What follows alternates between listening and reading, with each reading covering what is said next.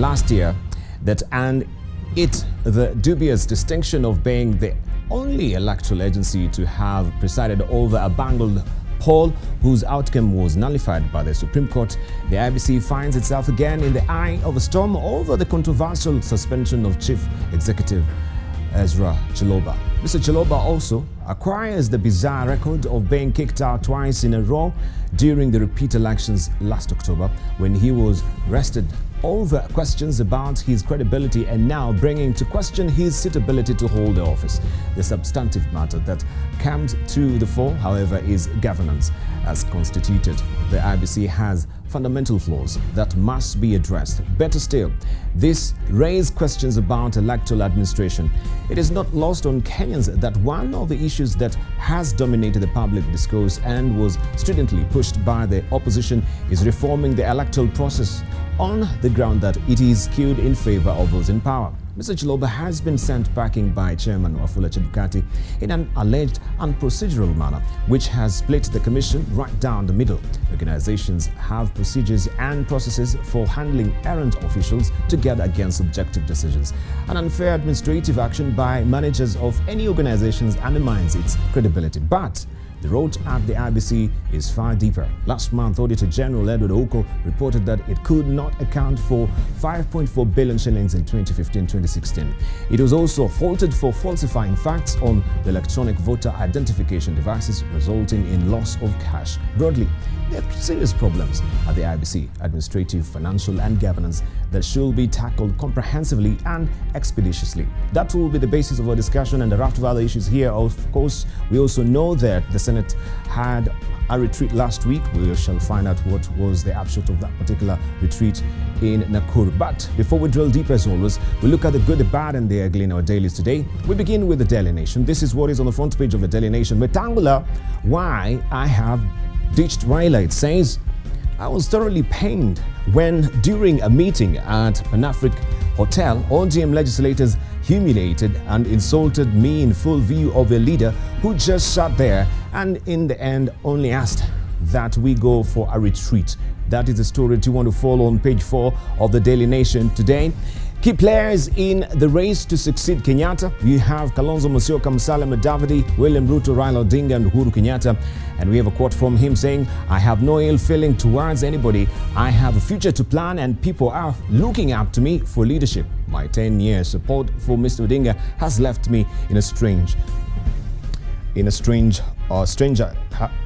has left me a stranger in the palace, it says. You have that story continuing on page 4 of the Daily Nation. A quick look at the Standard, and this is what you're waking up to. 500,000 snub-free college education is a splash on the front page of the Standard. While 394 students sat for KCSE exams last year, thousands were unaccounted for following selection to varsities and colleges. That story is on page 6 and 7 of the Standard today. Also, you can find facts from last year's KCSE exams. Let's see what we have also on the page, on the front cover or the front cover of the Star. That is, PS Kibicho tells of Sonko over Ruto bid. That is what we have on the front page of the Star. Conspiracy. Governor accuses Interior PS of wanting to choose deputy governor for him. Interior PS tells governor to clean up Nairobi and dismisses claims of night meetings to block DP. That story on page 4 and 5 of the Star. Also, Central Bank wins case. Gets go-ahead to print new currency notes. You have that story tucked away on page 6 of the Star today. The People Daily is up next, and this is your splash today. Only 62,000 allotted places in varsities. Over 500,000 who missed the C+ cutoff mark failed to get public universities government program face option of TVET courses, private universities. That story on page 6 of the People Daily today. Also, Commonwealth gold still elusive for Team Kenya. That story on page 25 of the People Daily this morning. The Business Daily is holding this particular splash for you today. Setback as Delarue loses notes printing suit. It is back to the drawing board as court finds tender was wrongly awarded. That story tucked away on page 4 of the Business Daily today. Also, Safaricom's Mulinge to head TZ Vodacom. We have that story for you on page 4 of the Business Daily. And Facebook deepens spying in Kenya with firmware. That story on page 4 of the Business Daily. Let's see what we have on the front page of the Taifa Leo. Mgawanyiko. That is what we have. Makamishna watafautiana kuhusu kusimamishwa kazi kwa Ezra Chiloba. That is Mgawanyiko IEBC. That is a splash today on the front page of Taifa Leo. We move on and we see what we have also on the front page of the Citizen in Tanzania. Port revenue collection up by 25% on efficiency. TPA says revenue collection has increased despite a drop in the number of ships docking at Tanzanian port. That story, or Tanzanian ports, the story, you have it on page 2 of the Citizen. We do also have Mwananchi and CCM Waparurana Bungeni. That is what we have on the front page of the Mwananchi in Tanzania. Let's see what we have in Uganda.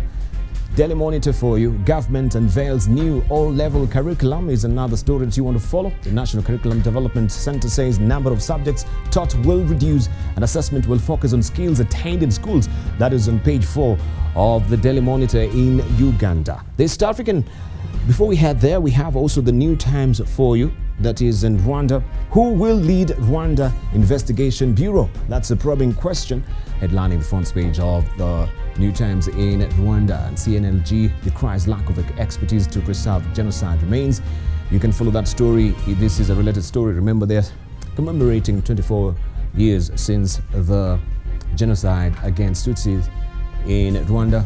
We have also the flame of remembrance, which is still flickering on for a week in Rwanda. This story continues on page 2 of the New Times in Rwanda. The East African this week is all about the unwanted Africans. Eyes on Uganda as Rwanda disown Israel Prime Minister Netanyahu over deal to take in immigrants.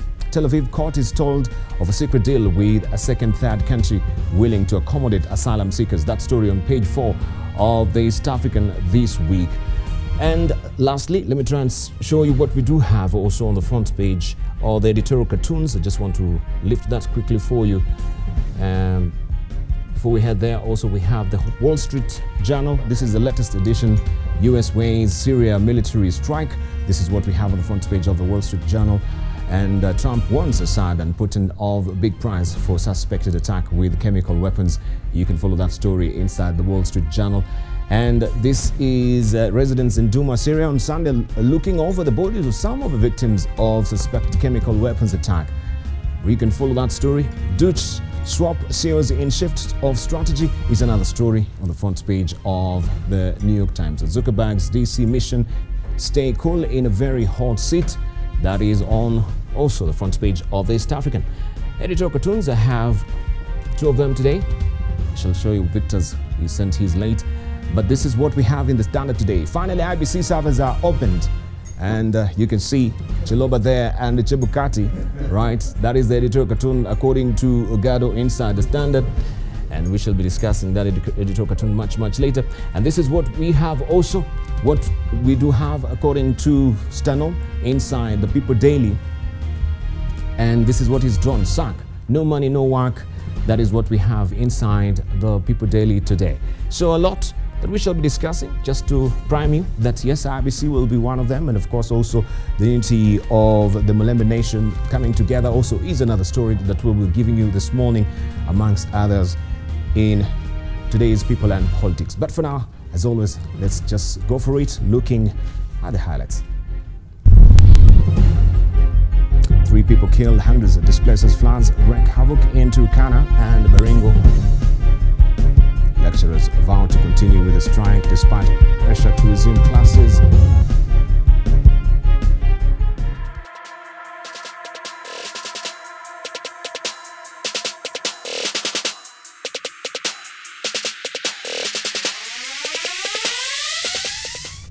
Now, 2 children, a few dead following a heavy downpour in areas of Tana North sub-county, while transport was interrupted for over 6 hours after flash floods split a road at Bilbil.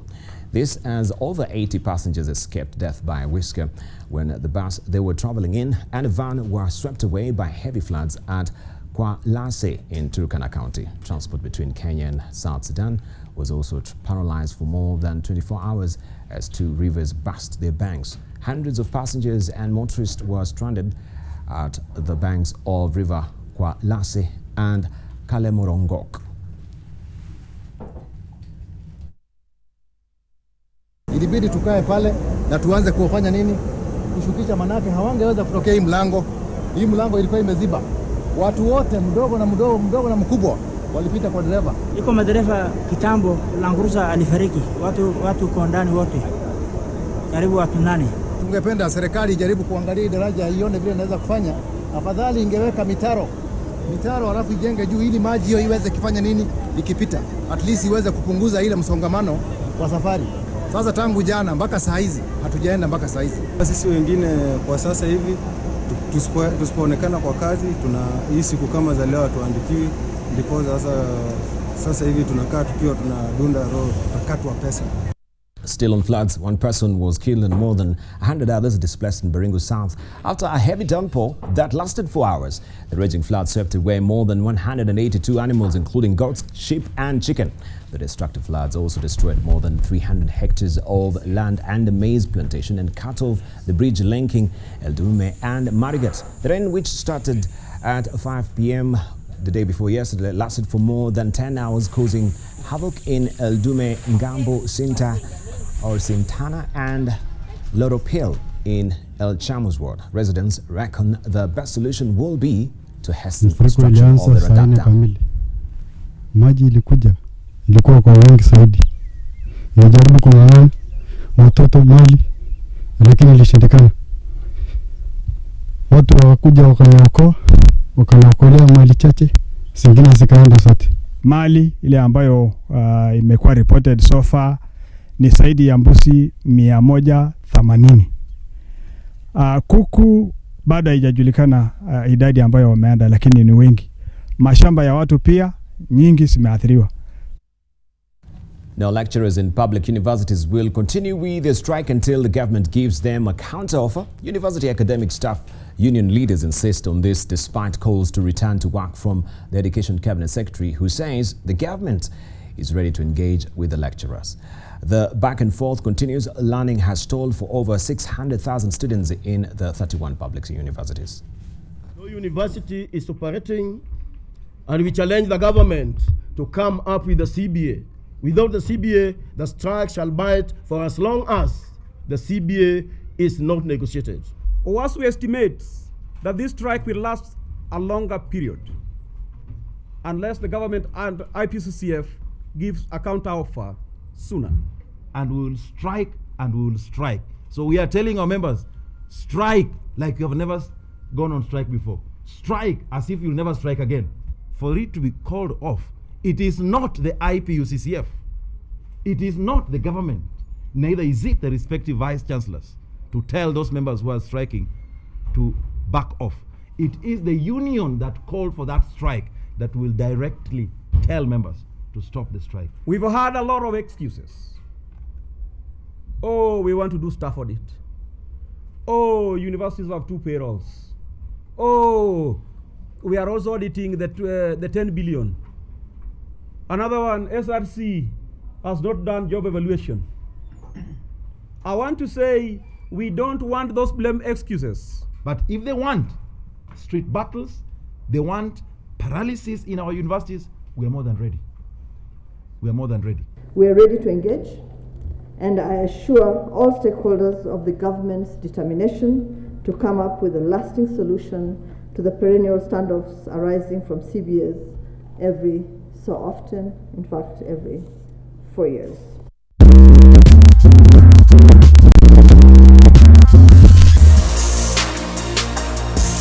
President Muhammadu Buhari has confirmed that he will seek another term in election next year, ending months of speculation about his future after bouts of ill health. Buhari's candidacy was announced on Twitter after the 75-year-old said he will seek his party's presidential ticket to contest elections in February 2019 during a closed-door meeting of the National Executive Committees of his All Progressive Congress.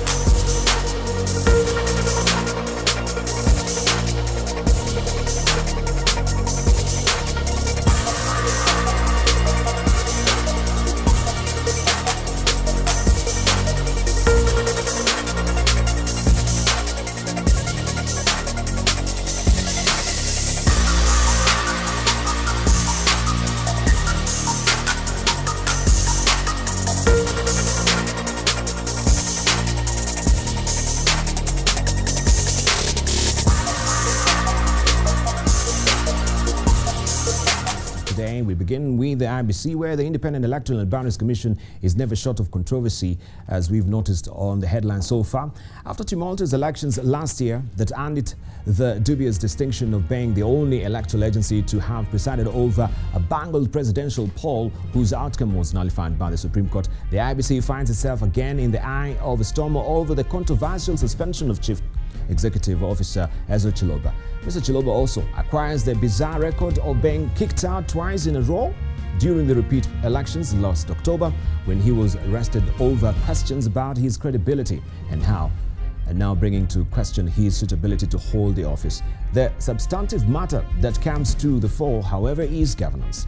As constituted, the IEBC has fundamental flaws that must be addressed. Better still, this raised questions about electoral administration. It is not lost on Kenyans that one of the issues that has dominated public discourse and was stringently pushed by the opposition is reforming the electoral process on the ground that it is skewed in favor of those in power. Mr. Chiloba has been sent packing by Chairman Wafula Chebukati in an alleged unprocedural manner, which has split the commission right down the middle. Organizations have procedures and processes for handling errant officials to guard against subjective decisions. An unfair administration or administrative action by managers of any organizations undermines its credibility. But the road at IEBC is far deeper. Last month, Auditor General Edward Oko reported that it could not account for 5.4 billion shillings in 2015-2016. It was also faulted for falsifying facts on the electronic voter identification devices, resulting in loss of cash. Broadly, there are serious problems at the IEBC, administrative, financial and governance, that should be tackled comprehensively and expeditiously. That is what we are discussing today, I should say, with our guest.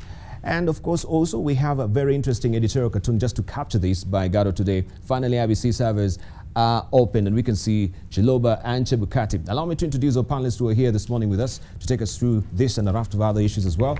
We have with us Dr. Otene Molo, who is a member of parliament from Rarieda. We do have with us also the deputy leader of Ford Kenya. This is Dr. Boni Khalwale. We do have with us also former senator of Nyeri. This is Mutai Kagwe. We have also the senator of Makueni, Mutula Kilonzo Jr., and also we do have the senator of Elgeyo Marakwet. This is Kip Chumba Murkomen. Good morning, gentlemen. Good morning. All right, fantastic. We have a very interesting editorial cartoon looking at what we shall be discussing this morning. As far as IEBC is concerned, yes, he's been sent home again, and this is the seventh time that we can see Chairman Chebukati trying to send Chiloba away from IEBC. Let's just start from there with Dr. Atendo Molo. Looking at this editorial cartoon, you're the people who have always been pushing the envelope for the server to be opened. What do you say about this editorial cartoon today? I think it's most interesting. Let me start by saying good morning, Kenya. And let me say, in terms of what's happening at IEBC, I think the chickens are coming home to roost. Yes. It has always been our view, well supported and well documented, that the IEBC has been improperly constituted and has acted improperly. And it is my view that the solution will need to go deeper than just dealing with the chief executive. I think that there are three issues that it raises. The first issue is the rationale. I have no doubt, based on a lot of things we know of the August elections, that the CEO and a raft of other officers within IEBC improperly conducted themselves. And so I have no doubt that if it's in terms of rationale, there would be rationale. What I'm not satisfied with so far is that that rationale does not appear to come out so far on this action. But secondly, while there might be rationale, and I'm sure there is, the process must also be fair. Yes. So I think that the chairman and the rest of the commissioners must focus not just on the rationale, but on the fairness of the process.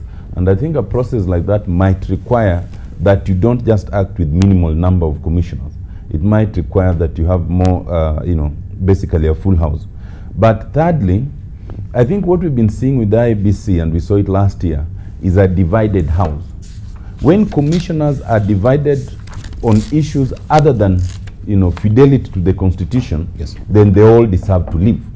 We have seen decisions that have been taken that appear not to be founded on the constitution, but appear to be founded on favoritism. You remember that last year, when Chiloba was actually sent on leave, a lot of the other commissioners then ganged up, and I think working with people outside the commission ensured that he came back and ensured that those who ought to have been suspended were not suspended.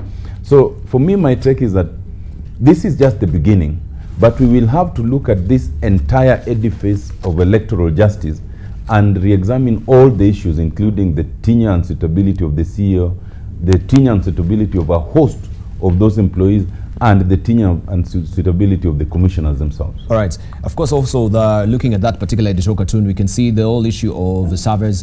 You as the opposition also are pushing the envelope for the servers to be opened. And yes, we saw from IEBC itself that there was a contempt of court. That has not been obeyed up to now. So did that just taper off and went down the tubes, or what is happening? Well, and we have said this on this show, that the servers were never opened. They have never been opened up to now. You remember our colleague who's not here today, Senator Cheriot, promising that he was going to bring to us at the next show, the results from those servers. And he never did, because they were never opened. Those servers will never be opened. Maybe he's privy to that information. Those servers will never be opened because the answer would be quite obvious, that Raila won the elections and nobody wants to go there.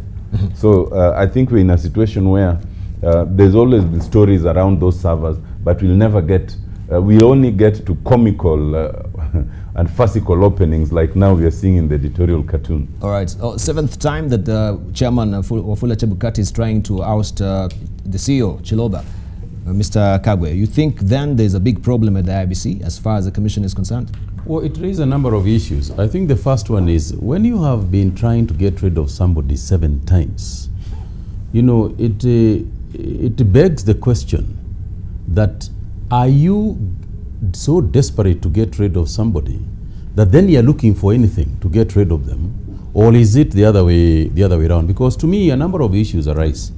The first one is that it is very clear that there is a personality clash. It cannot be otherwise. It is very obvious to me.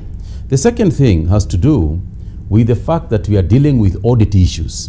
Now, when you have got an audit query, the normal procedure in an audit query is that the issues of the audit must be discussed openly. Yes.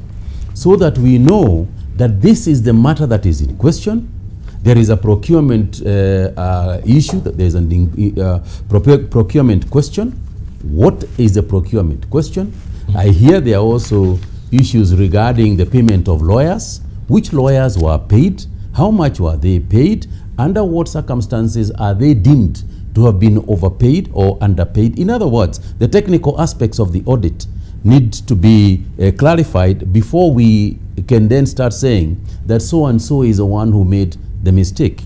The third one has to do with what my brother here said, and that's the procedure. What is the procedure of removing Chiloba, if indeed that is what should happen? What is the procedure? Because finally, there is the issue of management. How do you manage the IEBC itself? Morale is low among the members of staff. Who is at fault? What should be done? And therefore, even as we discuss this matter, I think the first thing for us to do is to say, we don't even have, right now, we don't even have enough information, particularly to do with the audit.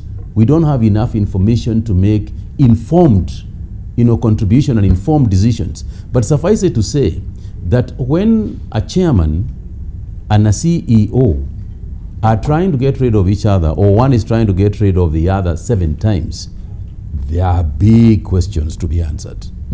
Big questions to be answered. Mtula Kilonzo?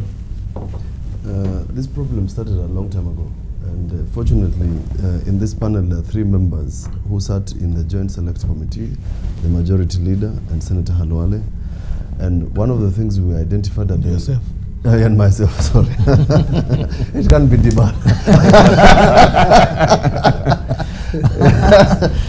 We identified a problem in the Secretariat because Kenyans brought issues about the Secretariat, beginning with Chiloba and others. And the first point was we made a recommendation that the new commissioners should deal with the Secretariat in terms of disciplinary action and matters concerning the Secretariat. Because in the previous commission, this was also a query. Now, alongside that, we proposed an amendment to the Secretariat, to the law on the IEBC Act, so that you could have what would be a clear separation of the jurisdictions between the Secretariat and the commissioners. That did not happen. And therefore, the problems that you find, the commission finds itself, is something that they chose. All right, I can see your microphone has just dropped. Just lift it high, and then you. The microphone has decided not to board. It should board shortly. Let me come and help you quickly. But you can continue still. We can hear you. Be talking, right? You can't chew gum and walk at the same time. Yeah, that's what you. You cannot multitask. He was famous for that. All right. Now, the commission was supposed to deal with those fundamental issues. It is obvious that there's a problem with the structure of IEBC as composed. So our amendments to the law did not solve the problems, because what my good friend Senator Mutahi Kagwe is saying, there appears to be a personality clash, which is also a structure issue between the CEO and the chairman. Number three, the question of the conduct of Chiloba should not be addressed as casually as Chebukati appears to be handling it. Most of us think that Chiloba should have gone a long time ago. But ideally, for purposes of the Kenyans who have asked several questions, they should have prepared. And Chebukati, the chairman, is a qualified judge, should know that he should draw a detailed charge sheet. If the memo that he issued before the repeat elections is anything to go by, those would have been the charges that Chiloba ideally ought to have been suspended on, so that the 90 days, for purposes of Kenyans, would be the days where Chiloba would come and answer the questions regarding the 10 issues or 12 or 13. Now it appears as if they're just settling scores as opposed to addressing the issue, or what worse, between Chiloba, Chebukati, Welie and others, they are attempting to cover up what appears to have been fraud happening at IEBC. We are not surprised. And let me tell you, when the chickens finally come home to roost, and we discovered recently in our meeting with the IEBC that even the equipment that we purchased, yes, the integrated electronic management system, cannot register voters as we speak because they did not purchase the software. All these audit queries, the KPMG audit, the one that was done on the register, again was before the Legal Affairs Committee of the Senate. It was discovered that they warned them that there will be a problem with the security and integrity of the servers. Lastly, to say that it will come to pass that Chebukati was an impediment on the opening of the servers because those officers were available in Kenya during the presidential election. So what am I asking?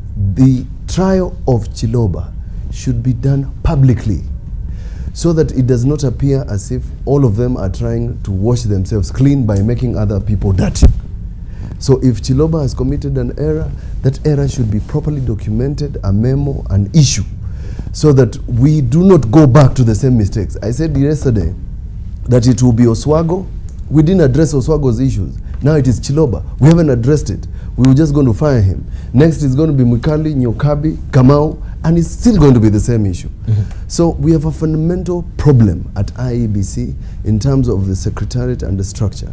And therefore the solution is not this thing of issuing a press conference and having an agenda that doesn't make sense and not having a charge sheet that is proper on Chiloba. Let him be tried properly, because my view is that the Supreme Court obviously decided to bury itself in the sand by suggesting that there's nobody to blame. Who are we supposed to blame? The devil? So there's actually a good need to have a reform, an electoral reform, starting with the IEBC as it is right now. We can see this Mark and Maya. The structure. Right. Let's hear from Murkomen. First of all, thank you for having me. Good morning, Kenya. Let me, contextualize what's happening in IEBC in 4 ways. One is that we have a structural problem, as Senator Mutula is saying, and that structural problem is constitutional. There are two centers of power in IEBC. As Mutula said, we were 3 of us in the committee that dealt with the reform of elections, and there was nothing we would have done in terms of doing away with the secretariat, or the secretary being a chair of the secretariat and the chair being a chair of the commissioners. So there are two centers of power, and really that is where the whole problem comes from. The decision making in IEBC cannot be made by the commissioners without the support of the secretariat, and secretariat alone cannot do it without support of the commissioners. The right thing to do is, when we amend the constitution, and I hope we do, is to create only one center, like in Ghana, where the chair of the commission is also the CEO, so that it takes responsibility, and maybe have only 3 commissioners, so that then you have 3 commissioners, CEO is the chair, and the secretariat is answerable to the CEO, who is the chair. There will be no 2 centers of power. Now, even when you talk about 2 centers of power, the discussion taking place in IEBC, I don't think has anything to do with last elections. It's actually competition of interest within the commission. And I believe that the commissioners, and I've heard from the streets that from last year, the commissioners have been competing to control human resource and tenders. And that the main reason why Chiloba now is in this problem is because of tenderpreneurship. Now, commissioners go there, and that's where I'm telling you, 2 centers of power. They go there and promise their people that now I'm a commissioner, I'll be able to hire some people for you in the commission. Number 2, I'll be able to give you certain business. In fact, some of the commissioners were heard saying that, time is moving very fast, we've not made money here. There is even questions as to how did the chairman of IEBC, who is the chair of the legal committee in the subcommittee of the commission, start giving tenders to his own law firm and to his own friends, and procedurally without being approved by the commission. So the fight there, I can tell you for sure, has nothing to do with who will be elected and who was supposed to be elected. It has everything to do with who wants to make money through what process. And it will be unfortunate if it will be confirmed that the competition for tenders is the main reason, then a proper inquiry must be done in the commission. And let me go back to the to the committee that we were formed of Parliament, Joint Committee of both houses. We made a very rash decision, and it was temporary in the law that says commissioners go and be procured by religious organizations. Now we created a mess where we left all that process to religious leaders. They went and picked the kind of commissioners we have at the moment. And it was 1 year to the elections. We had to do something, but the problem is that we were doing it at a very short period of time. I think now those people who are procured to serve for that short period, their time has come.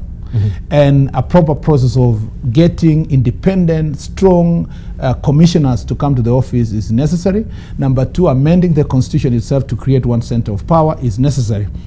Last is that when you think about the audit, you cannot, if auditing is for purpose of getting the truth, you cannot remove the CEO and then carry on audit. The Auditor General has accused the Commission, like it has accused parastatals, it has accused ministries, it has accused county governments. You cannot say they chase the governor, then someone else will come and answer the audit queries. It means perhaps that if these audit queries were going to be answered in the presence of the accounting officer, who is the CEO at the moment, maybe it will unearth particular decisions that were wrongly done by the commissioners. And so someone wants to chase him out so that when audit queries are being done, then you can have an escape to say, it was the commissioner, it was the CEO, it was. Why can't Chiloba, if there are audit issues, go through the whole process with the Auditor General, with the internal auditor, and with Parliament, so that then, like Mutula is saying, in public glare, we know where there's backstop. But to try to hide these issues and chase one person outside there so that then you can't be able to cover up is dangerous. And I want to insist here, and I don't talk in vain, I want to insist here that the end of the commissioners of IEBC has begun. Actually, it's the beginning of the end. Beginning of the end, and so this will be the second attempt actually to oust this lot of commissioners. The first one was pushed by ODM. Now it is, again, we're looking at the end of it. But I want to ask you a very simple question. 7 times they've attempted actually to oust Chiloba. Do you think then this is all predicated on human capital and also tenders as well? That's what I'm saying. There are people in the court.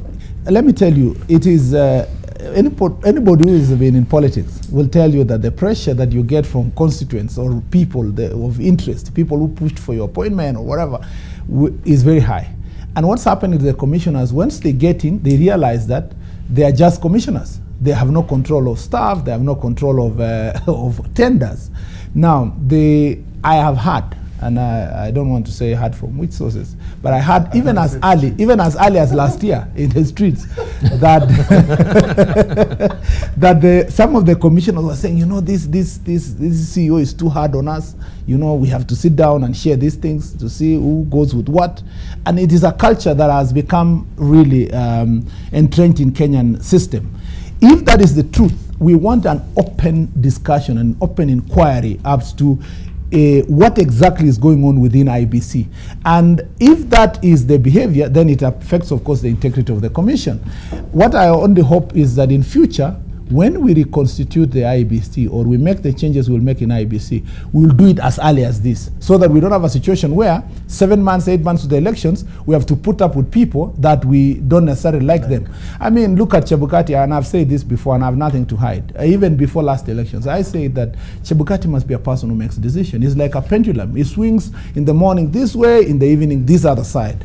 We cannot have such a person in running an institution like the IEBC, a person who, when he gets challenges, he go and hides in his house, so that the media were following and wondering where has Chebukati gone at the most critical moment of decision making. We need one center of power, but a decisive center of power that can make decisions, and if the decisions are wrong, can be held into account. Right. So it seems it's not really the Secretariat and the Commission. Even the Commission itself are not really looking, of course, on one page as far as Kony and the chair is concerned as well, especially with this saga about Chiloba right now. Let's hear from Dr. Bone Khalwale. I think I want to agree with my colleagues who have spoken ahead of me. But there's one area they have not emphasized, and it is extremely important, and that is the issue of integrity. Poor Kenyans, you have very good institutions, and your expectations are that the people you put into those institutions to run them, they are going to use them to improve the lives of Kenyans. Unfortunately, poor Kenyans, once those people are in those offices, they use those offices to enjoy themselves. So there are two limbs on this issue of integrity. The first one is to superintend over the general election. Requires tons upon tons of integrity. And the second one is to superintend over the multi-billion shilling tenders. I remember very well at a funeral in Serem in September 2017, Honorable Musalia Mudavadi stood up and raised, just before the repeat presidential election, raised the fact that the IEBC Technical Tender Committee had recommended that for the supply of technology to run the fresh presidential election, that committee, the Technical Tender Committee, had recommended 800 million. However, when Oti Mofo was then given that contract, and who did it? A man called Chiloba. He gave them at a fee of 2.4 billion. So we pushed the agenda a little bit, but because of the excitement of the repeat election, the Jubilee side was not listening, and our side was also having its own problems, and the thing went under. In fact, when I have woken up into this headline, I only saw that particular contract of 2.4 billion that rose from 800 million. I'm hoping that Chiloba will be tried for this particular tender. And if Kenyans don't press for it, then you must be prepared to face the same fate like what happened to Oswago. Oswago and Ali Kibwana. You remember Halima? Yes. Ali Kibwana and Trevi Oyombra. Yeah. These three characters have actually been taken to court on a matter that has already been concluded in the UK, namely the Chicken Gate. People are serving term, but these three characters are still free. So even Chiroba, the same will happen to him, and Kenyans will not see the importance of putting people in office, people of integrity. I want to conclude, because I started by saying that Kenyans are very unlucky, by telling Kenyans that unless we learn from what is happening from successful democracies, first world countries, we will not make it. One of our peers in 1963 was South Korea. South Korea, last week, the High Court or the Supreme Court, whatever it is, jailed their former president for 24 years because of corruption. So we need in Kenya to see a situation whereby Oswago, Chiroba are jailed for a similar period of years, if not more, so that the guys who will take over them can realize that there is accountability once you go into office. Back to you, members of parliament. You are the ones who are supposed to drive that particular agenda for us. All right. Before we go to all right.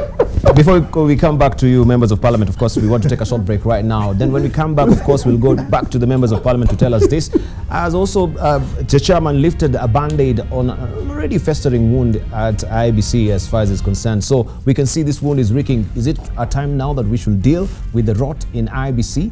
Is it also a time that we can see a second batch of the commissioners going home? Or what will happen on the other side of the break? Don't go away.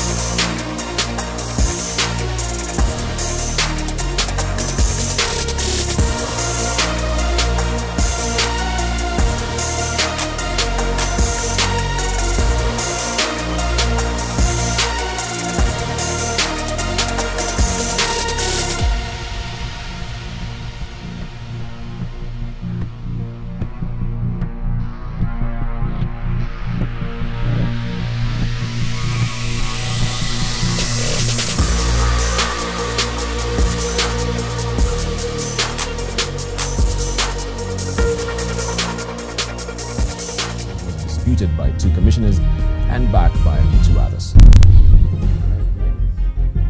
And Donald Trump will regret.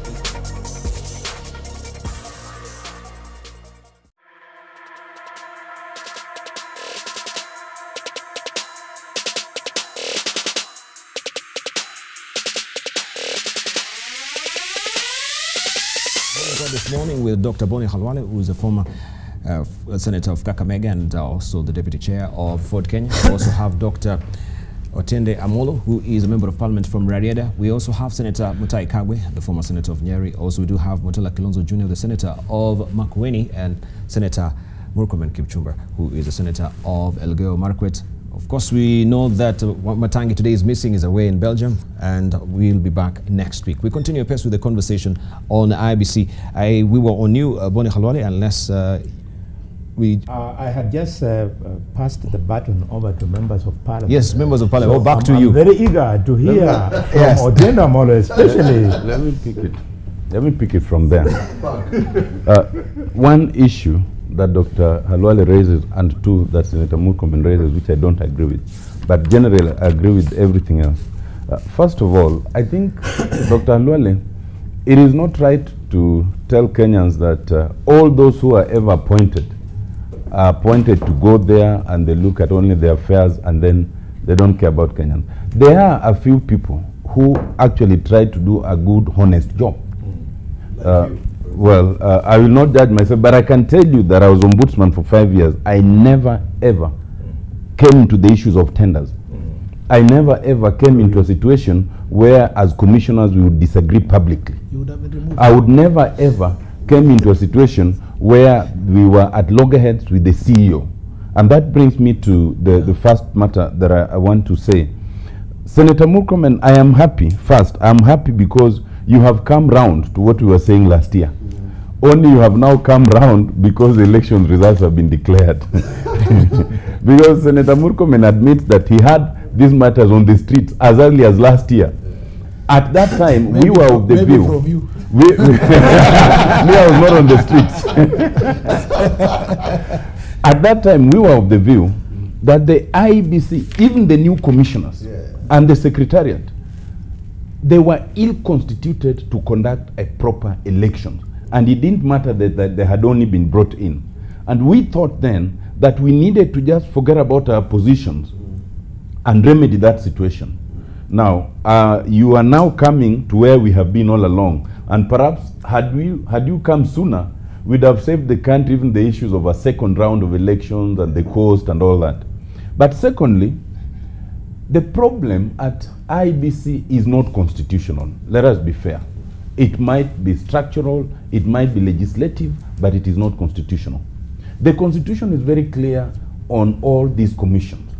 And specifically at IEBC, if you look at Article 88, you look at Article 250, especially 250 sub-Article 12, the design of all these commissions, before the 2010 commission, we had a situation where the CEO was quite powerful as the chief electoral officer and could make very fundamental decisions. But IEBC being one of the commissions listed, the power to appoint and therefore sack the CEO lies with the commission itself. The chief executive, the person who holds the power of the IEBC is the commission chair. And in truth, the commission chair can hire, can fire, can suspend any CEO at any time, provided it's a collective commission decision. So it's not based on the Constitution. I think the problem we have is that you have a CEO first, who was appointed before these commissioners came in. You have a CEO secondly, who has what we would call extrajuridical powers. He draws support and power from elsewhere. I've just heard you say that the CEO defied the suspension and reported to work. Now that would be very surprising, but it would demonstrate the problem that there is. Ultimately, and I agree with my colleagues, the problem at IEBC cannot be casually treated by suspending the CEO or sacking the CEO without going into the depth. Right now, we have 4 things that are going on. There's the so-called internal audit by IEBC itself. We have the inquiries by Parliament, both by Senate and the National Assembly. We have the issues that the Auditor General has raised, which are alive. And of course, you still have a lot of the unresolved issues that were raised in the Supreme Court, but the Supreme Court decided it didn't have jurisdiction to go into them. Now, all those are things that we must go deep into. Some of them, the buck will stop at the door of the CEO. But some of them, it will get to the commissioners, because there are somewhere the CEO says it was the decision of the commission. And so we must deal with this quite systematically. I think that even the fact that the commission, and this is my third point, that the commissioners are divided in such a way that some people make hurried decisions, some walk out, that shows they are unfit to hold office. If you look at Article 10, you look at Article 74, 75, and 76, if one truly is holding office for the benefit of the people as a public trust, then you can't walk away, you can't condemn, you must give people the opportunity to be heard, and it must be systematic. In my view, the inquiry at IEBC must be systematic, and it must be a multi-agency inquiry. And when it is properly done, then it will not just be the CEO to take the full blame. It will be much more than that, in my view. All right, let's say from Mutai, then we'll come to Mutola. I think that I really think that we have kind of concluded this issue. However, let's go back a little bit on this matter and realize one thing. It has been the same thing for a long time. There was the Oswago debacle that happened a while back. After that one, we were so unhappy with that particular commission. Then we went and got hold of the Hassans of this world. From the Hassans of this world, we went to the Shilobas of this world. Even if we remove Shiloba today and do nothing about the structure and management system that we have got in place, whoever comes next will suffer exactly the same fate.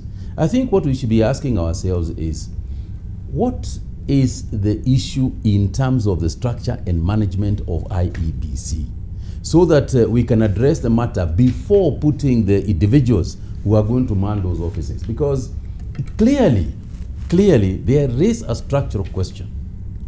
But we have Bone Halole thinking differently. That is not really the structural problems. The problem of integrity is the main issue. Even if you have structures and we have flawed people who have flawed characters within that particular organization, still, it will not really change anything. Obviously, the question of integrity is paramount in the whole matter. But let us not forget and let us not imagine that we are going to get some people from Mass who are going to go to the IEBC. They will be Kenyans. Right? We have got Kenyans who can be able to get the job done. But irrespective of the Kenyans you get and how upright standing those Kenyans are, you still need to get the management structure correct. All right, let's say from Tula Kalonzo. Mutai, you are taking away something which is so fundamental and so critical. You remember once upon a time, you are our minister. And at that time, I was your chairman of public accounts. Correct. We found you to be a performer. When Amolo Otiende was in office as the ombudsman, he was a performer. So we have Kenyans who can actually go to office and perform.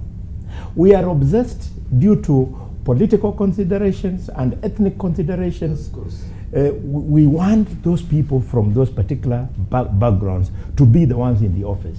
I can imagine, for example, Mutai Kagwe, if you were the governor of Nyeri, we would not find you stealing billions of shillings because you never stole when you were minister at information. And I'm not a thief. I'm looking to the time when Amolo Otiende will be the governor for Siaya. He will not do what I'm seeing happening in Siaya. These things, Kenyans are there, but we don't give them an opportunity. Look at who is the typical Kenyan today in office. You are either a celebrity or somebody who has assembled wealth from sources unknown, and you get into office. I mean, young professionals like Kipyunga Murkomen here, you are lucky to have made it from your background. Otherwise, you need thieves. Let's hear from Tula. Can I say something about... We'll come to you. Let's hear from Tula. We'll come to you. There's a fundamental issue that Senator Bone Halole raises, but we have also not addressed it. Yeah. there's the politics of IEBC. The commissioners were playing politics. And that is the reason why Senator Majority Leader here pushed very drastic and illegal amendments that were to the law to remove the qualifications of chair. Did you mean Kipchumba? This one. This one here. To remove the qualifications of chair, to make the vice chair chair, because at that material time, the vice chair was pushing a political agenda and they didn't want Chebukati. Chebukati is weak, we must admit. The people who, and the only person who bothered to disagree was Mheshimiwa Memusi from Kajiado, that we chose the wrong person. When we had 1, 2, 3 people on merit, we went to the last one. He was the last one. We picked the last one because we wanted to satisfy the Western Alliance tribal mathematics, you know? So Chebukati is a nominee for purposes of satisfying the lawyers that they have a representative, but not for purposes that he is qualified. Therefore, the question that, and the only one who would raise this issue with, you know, without blinking is Senator Boni Halwale, because he's from the Luya nation, but he says it nicely. There is no integrity. Simple. And therefore, Chebukati cannot be allowed to then sacrifice Chiloba so that he looks clean. He is as dirty as him. So if we're going to deal with Chiloba, like they have opened their heads here, we must deal with Chebukati. I think the best statement I can borrow is from my colleague Senator Wetangula, that from today henceforth, or from last this suspension henceforth, it will be messy and noisy, and it will have casualties. The reason being that. Never mind that there were none. You know, the important thing to point out here is that I agree with those who are saying that we need to get to the bottom of the issue. We need to now start IEBC. I think that was a stopgap measure.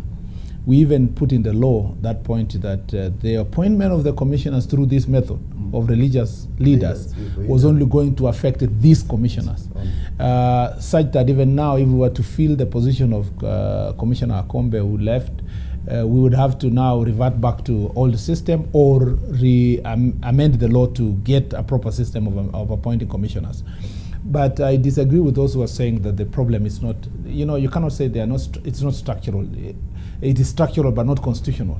If you say it's structural, then that structure is provided for in the Constitution, which is Article 88 and Article 250(12) of the Constitution, that says the Commission will appoint a CEO who will then become the Chief Executive Officer of the Commission and will be in charge of all the Secretariat.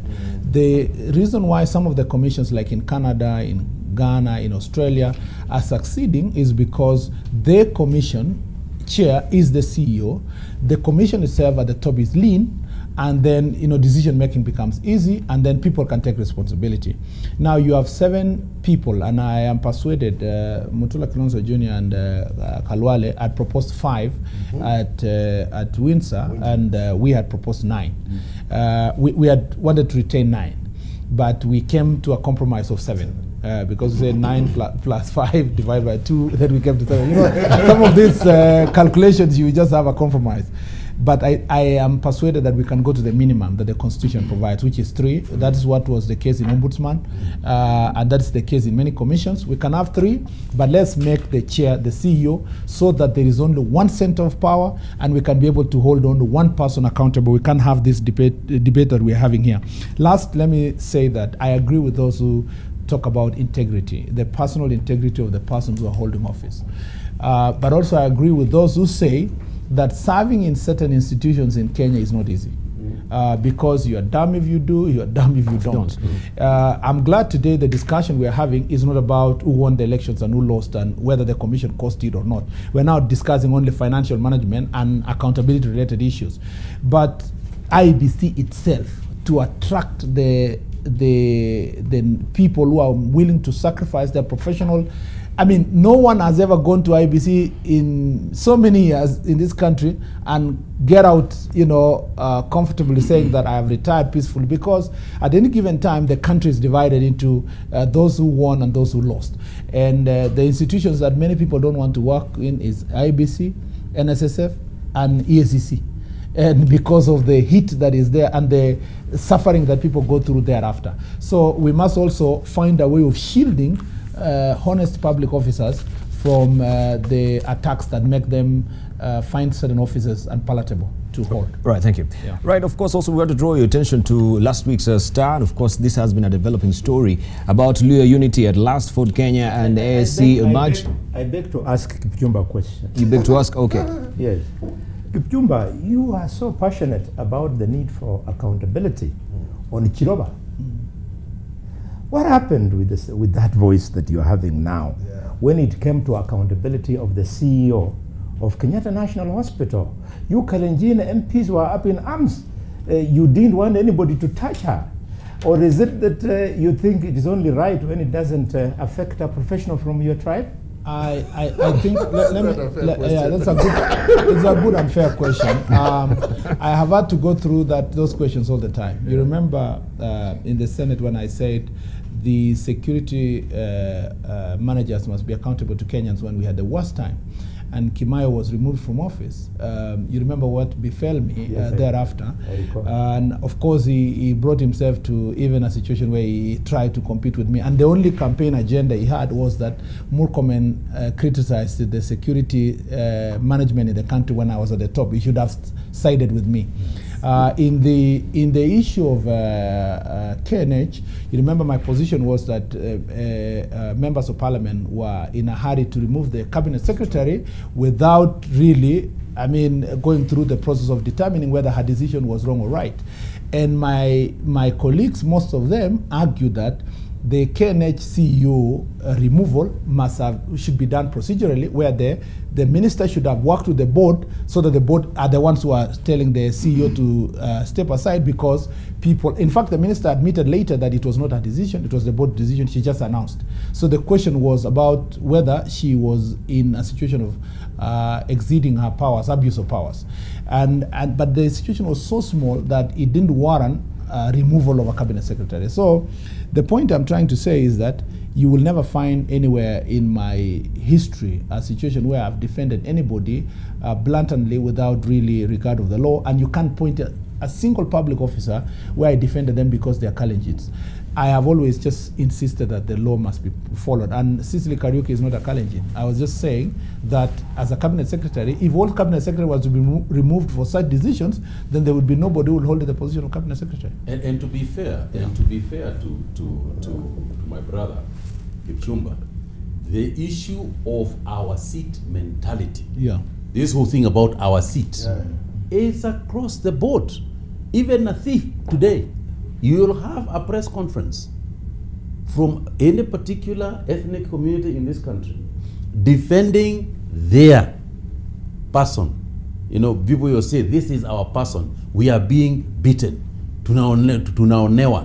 When one thief is actually the one in the docket. So this issue of our person is not a Murkomen issue. In fact, to be honest, I've never had Murkomen defend somebody in that respect.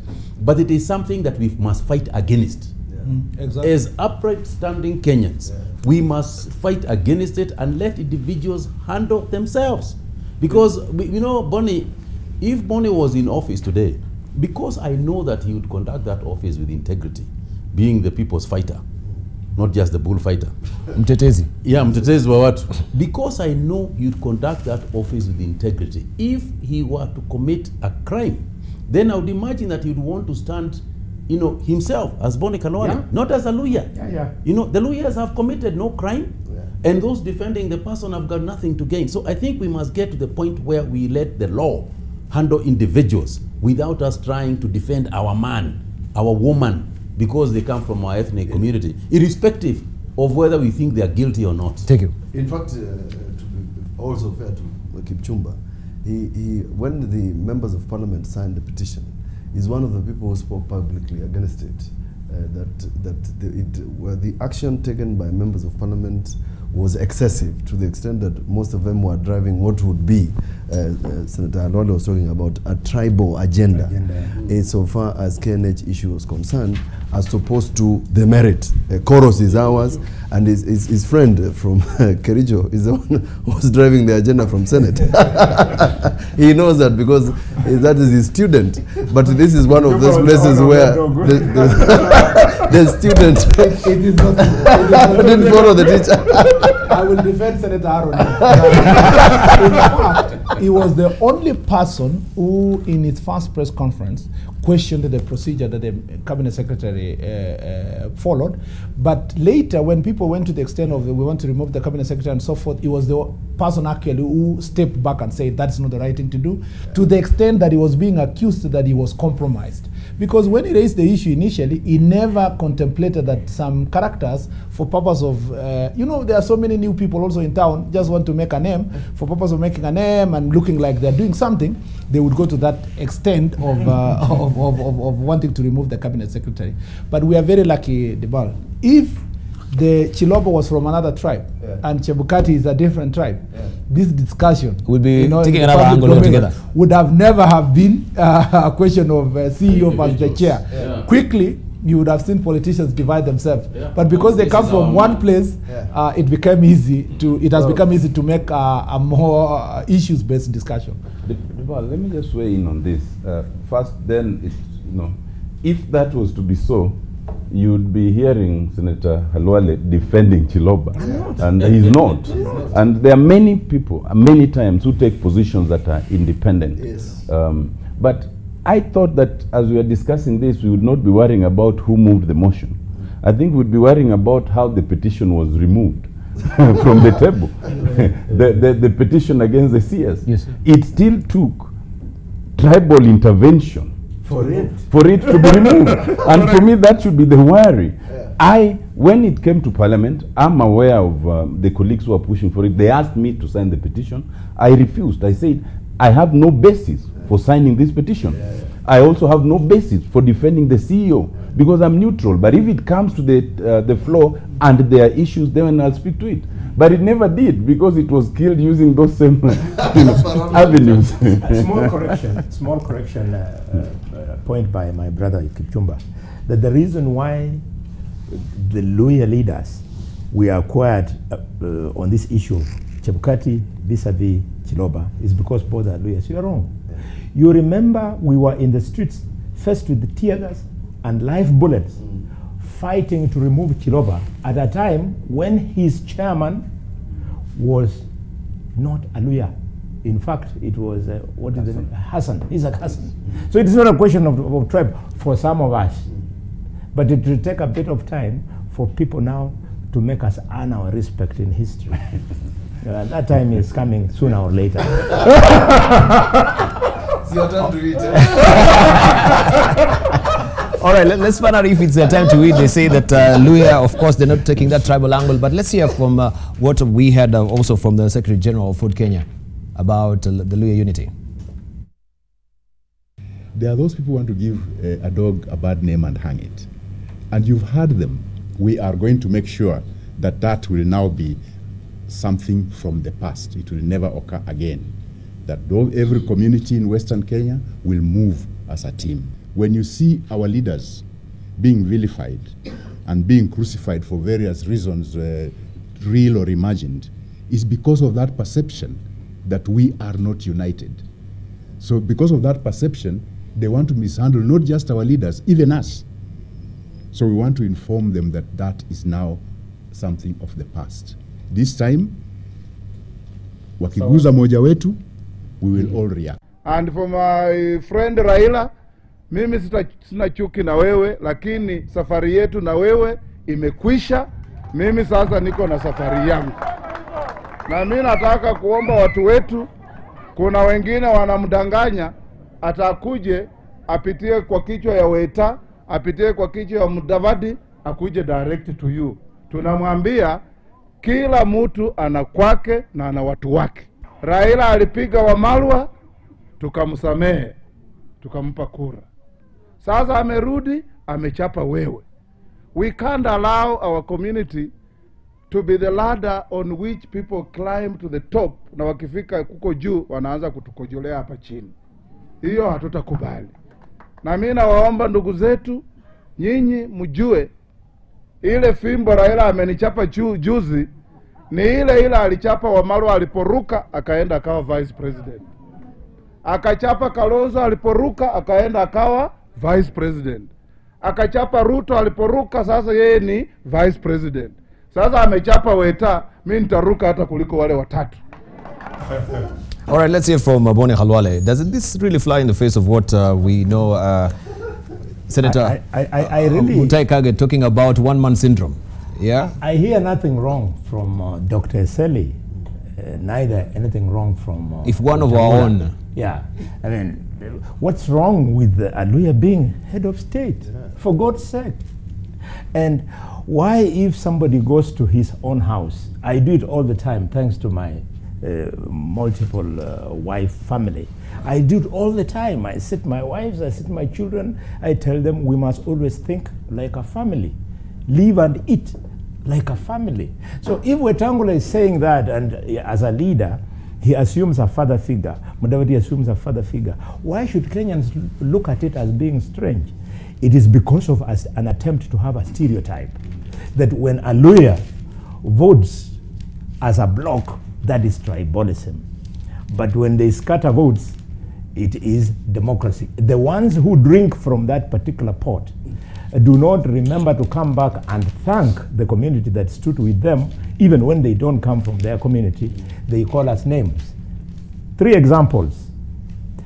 The first person to drink from that pot was a pair called Kenneth Matiba and Jaramogi Oginga Odinga in 1992. They never came back to thank us. The second person to drink from it was Mwai Kibaki.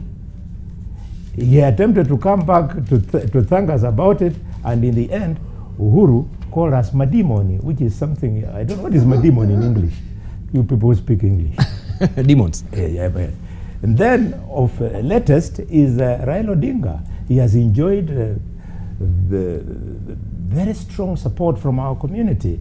And instead of him coming back to say thank you, you have seen how they have dragged Wetangula through the mud in a very unnecessary thing. I was just whispering to my brother Amono Atwende here that now him and I, we need to step out so that we go back to the Luos and go back to the Luyas and tell them that what Raila did was wrong.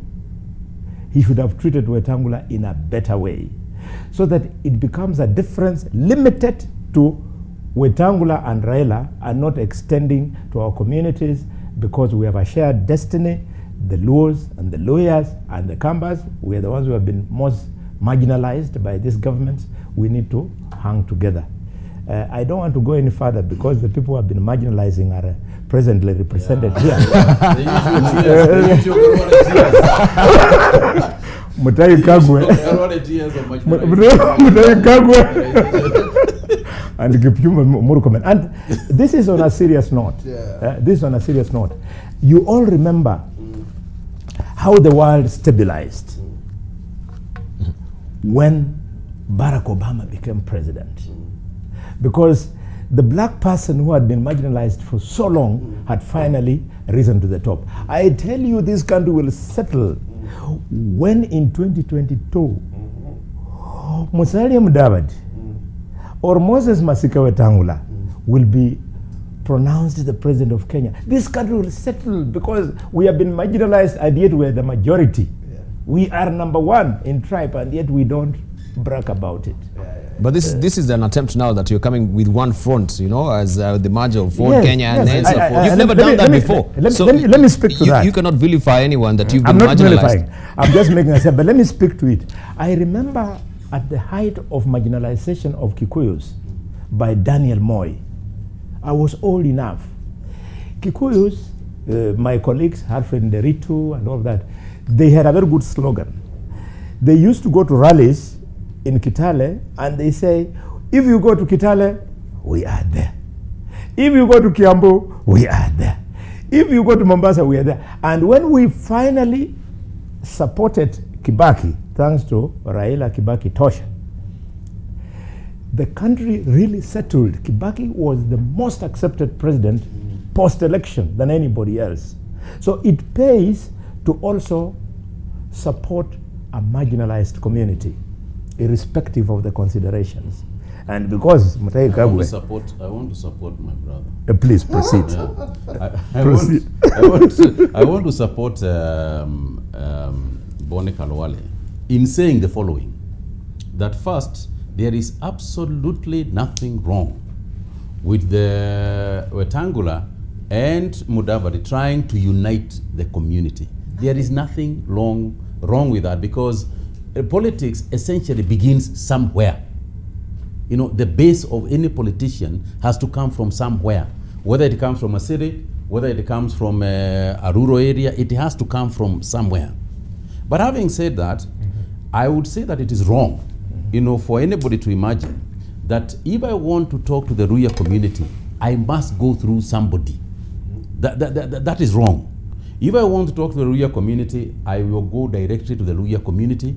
If anybody wants to talk to the Kikuyu community, they can come directly to the Kikuyu community or the Mijikenda community for that matter. Because I think we must get rid of this notion that tribal chiefs are the ones who control, you know, every activity that is going on in the tribes. The third thing I would like to say is this. I think there is a notion here that Weta is leaving Raila. No.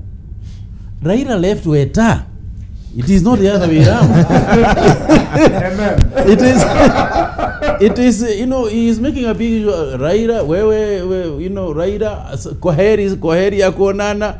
No, you cannot say Koheri to somebody who left you. It is a person to sell you Koheri. And I can tell you one thing. I think that Raila's decision, I applaud Raila's decision. I applaud it. I think what Boni was saying earlier actually is very applicable. The notion being stable, the nation being stable, the nation moving ahead, concentrating on the right things. I think that scenario and that situation emanates out of Raila's decision to say, this is what I have been doing, and I'm going to change and do this for the sake of the nation. That's a very bold decision, and it's a very brave decision. And I think that all right-thinking Kenyans would support, the two of them would support the president and Raila in terms of making that work, because it is what the country needs. You said, Boni Kalwale said, that the country needs to feel stable. The country needs to feel solid. And I think that the two people who can make that stability and that solidity, you know, in Kenya today is the Right Honorable Amolo Odinga and the President of Kenya, Uhuru Kenyatta. It would be very nice.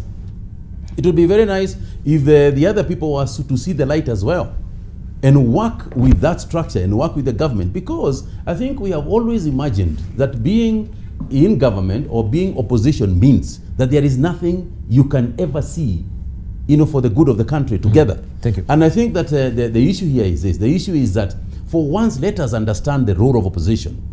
The role of opposition is to hold the government to account. Thank you. When they do a good thing, you are with them. When they do a bad thing, you hold them to account. All right, let's hear from Watendo Molo. Yeah. My brother Mutahi now surprises me. He supports the Raila Uhuru handshake and supports Weta position, which is based on opposition to that handshake, and says both are right. That they both can't be right. Seriously. I mean, how? You must take a clear position. Let me explain. Let me explain why. First of all, let me start with my brother Boni. Let me start with my friend Boni. I don't understand how Dr. Eseli Simiu, my senior Wetangula, and yourself, who's also my senior, can talk of Luyas being marginalized, Luyas being used, and referring to Raila in that context. Raila has never been president. Raila has had his election stolen time and again when they're together. If he had had the opportunity to assume that high office, then one can talk of being used or being marginalized. He has never gotten there. They are in, you know, what the Rastafarians call, they are in sufferance together. In the, yes. So there's no question of anybody using the other. Secondly, I think it is important to note that since all this hullabaloo started, Raila has been very measured in responses and in his words. He has never ever insulted or said anything to any of the core principles. Actually, to the contrary, with every day that passes, my senior Senator Wetangula is starting to use dangerously derogatory language.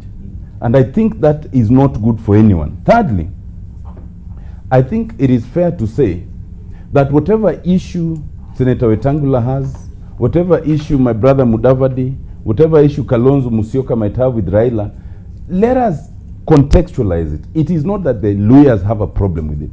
Let us talk about the swearing in, for example. Senator Wetangula did not come. Musalia Mudavadi did not come. But very many lawyer MPs and senators were there. And very many ordinary lawyers came there to support it. So if that swearing in is a problem, then it's not a tribal thing. So I think that whatever problem it is, it should be dealt with as a problem, not as a tribal thing. That is where I don't agree with this thing of going back and saying, now we lawyers. There is nothing wrong with two or more political parties merging. Right. But they should merge on the platform that we believe that we are better off if we merge, not because now we are merging as lawyers. Right. That's my only problem. Now, one more thing. I think that the headline of the Nation has captured Senator Wetangula explaining why he ditched Raila. Mm-hmm. And I think 4 things should be put in proper perspective. Number 1, there was never a meeting of ODM MPs if this is supposed to include members of parliament. I would have known. Members of National Assembly. Yes, members of National Assembly. I would have known there was never any such meeting to discuss the question of Senator Wetangula. If there was a private one for the senators of ODM only, then I'm not aware because I'm not a senator. Number 2, it is not true that only ODM senators voted on that issue. And Senator Mutula Kilonzo is here. He is actually the whip who wrote the letter. And so it's wrong to put it as an ODM affair. I think it is fair to put it as a senator's affair. Mostly NASA senators, but probably beyond. Thank you. And lastly, and I've said this before here, the question of the senators moving to remove or replace Senator Wetangula is a matter that came to the attention of Raila Amolo Odinga at 2 p.m. And I say this because I was with him. When the letter had already been drafted and apparently it was coming to the speaker at 2:30, he intervened in the best way he could by having Norman Magaya write a letter to the speaker asking that that be suspended, which is what had been done earlier when Wetangula was appointed minority leader. But the speaker chose to ignore this letter. Thank you. So what else could he have done? What else could he have done? Let's hear from Senator Mutula Kilonzo as well. This issue is it's unfortunate. I must He's say. the one who wrote the letter. He's the one who wrote the letter.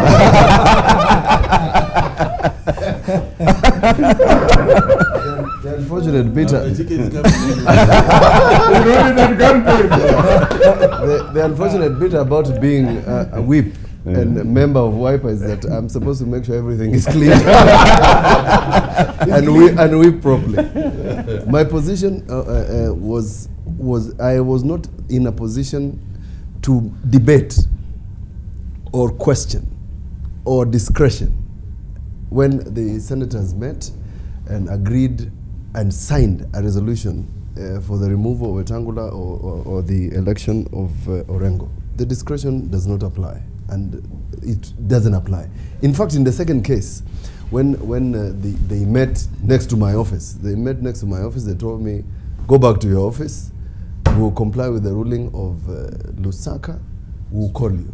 I was actually retrieved from a meeting when the memorandum was actually submitted to the speaker. The speaker told me, please go and bring a letter.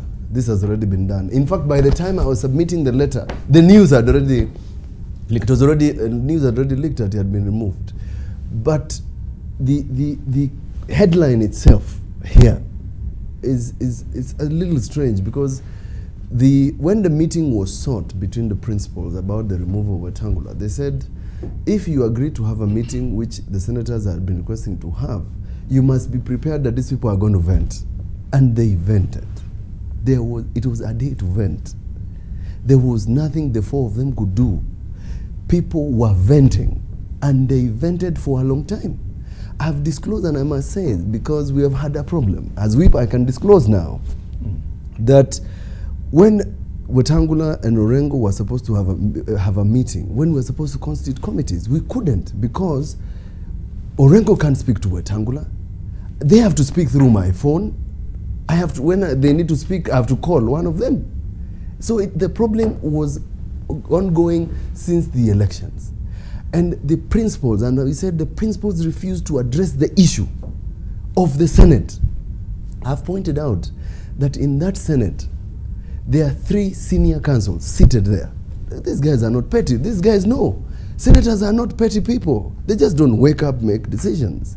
I said, sit with these people and understand what their problem is. This is your collegiate.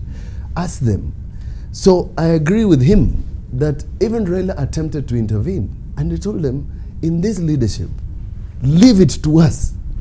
Let Senator Wetangula sit with his constituents. Irrespective of the agreement of the summit that he should be a leader, he should sit with his constituents so that they understand one another.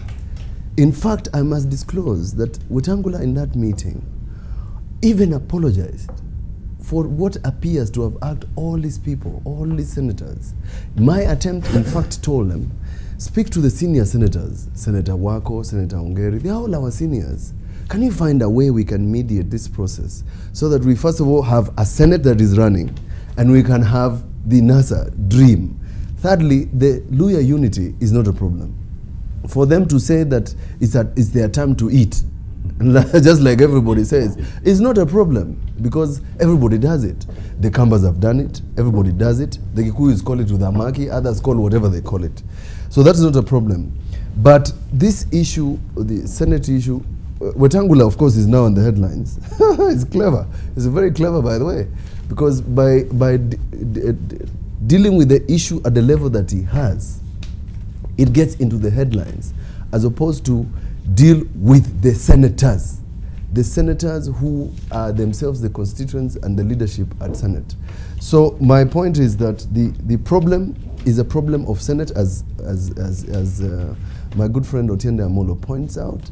But ultimately, and Boni Halwale sits in that level where they all sit in something called the summit. Summit is supposed to be a very high place where you can see everything.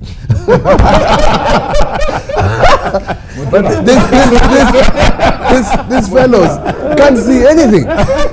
They are supposed to see everything, but they don't see anything. They should have handled this matter to the extent that the summit members, that is Kalonzo Musyoka, Musalia Mudavadi, Raila, and Wetangula, whether it's a question of the handshake, whether it's a question of the swearing in, whether it's a question of removal of Wetangula, it doesn't play the way it has played. So to that extent, they are to blame because they have allowed this matter to move from their level to the level where people are now responding to Wetangula. When he asked me, I said, please, this is above my pay grade. Deal with the person who should deal with it. Let's hear from Welcome. First of all, there is nothing wrong with unity in any form and shape. Exactly. I have a problem with when that unity is fashioned in the manner in which Senator Boni Halwale is trying to do. First of all, to lie to Kenyans that Luhyas have been marginalized because they've not been in government, it's a lie. Actually, the proponents of this lie have been in government longer than Uhuru and Ruto combined. If you look at Moses Wetangula, from his father to himself, it's a definition. I mean, Musalia Mudavadi. Sorry, Musalia Mudavadi has been in government combined with his father longer than Uhuru Ruto ×2, and have been part of key decision makers, including being a Minister of Finance. Honorable Wetangula was a chief advisor of Daniel Arap Moi, including being nominated to Parliament and thereafter a minister in Kibaki's government. I mean, which Luhya has never been in office. Maybe Boni Halwale has a very short stint as an assistant minister. So all these people have been in government. The problem with the Luhya leaders is a leadership mentality problem. A mentality that thinks about giving their people changa and busa and a discussion around funerals. You Luya leaders must go back to your people. And I want to say this clearly. Go and sit down with your people. Use your CDF, use your county resources, use the people who are in office, in cabinet. Have leadership and development is a mentality issue. If you see, and this is really a reflection of a community, is a reflection of its leadership. You must shift the leaders from a perspective that only change will occur when you have the presidency, when you cannot demonstrate the change when you have you are a member of parliament or you are a minister. You cannot really make noise about the question of marginalization at all. You are the last people to talk about that. Let the Rendiles talk about it. Let the Tana River people talk about it. It's like Alonso Musyoka coming to public and saying that Kambas have been marginalized. By who? It can only be by themselves. So the chief architect, if there would be any marginalization, is the same preachers who are talking about marginalization of the Western people. If you want to succeed in, first of all, there is a public admission now that Ford Kenya and ANC is a tribal party. And it's actually a local party there, because the admission that matching the two parties is uniting Luyas is a public admission that you've been running a Luya outfit, which is not even full Luya outfit, because ODM and Jubilee are more popular in Kakamega than ANC and Ford Kenya. You know that. I mean, Jubilee has 5 MPs, 3 MPs or 2 MPs from that place, and ODM, so ANC has 2 or so. So if you want to unite your community, unite them around issues, so that those issues, doesn't matter whether they be Jubilee or ODM, those issues will be about solving the problems that are affecting people in the local area. Number 2 is to say that there is a mentality that you know, Wetangula might actually have made a big mistake, or he might just be lucky politically. Big mistake to the extent that, suppose Raila Odinga quits politics, you're making your case around a person who perhaps retires. What will happen? Because if he retires, as has been speculated, and possibly so, then it means that you're actually quarreling with the wrong person, somebody who has nothing to lose completely. Instead of perhaps working with him and hoping that you can succeed and get some support from him, you are actually antagonizing an entity that perhaps is not going, is actually not going to be in the race. So the best thing for most of you would have been to, let's support a united country. Let's open a nation that anyone can campaign anywhere. Let people set their policies. Let them operate and prepare themselves for politics without tinga.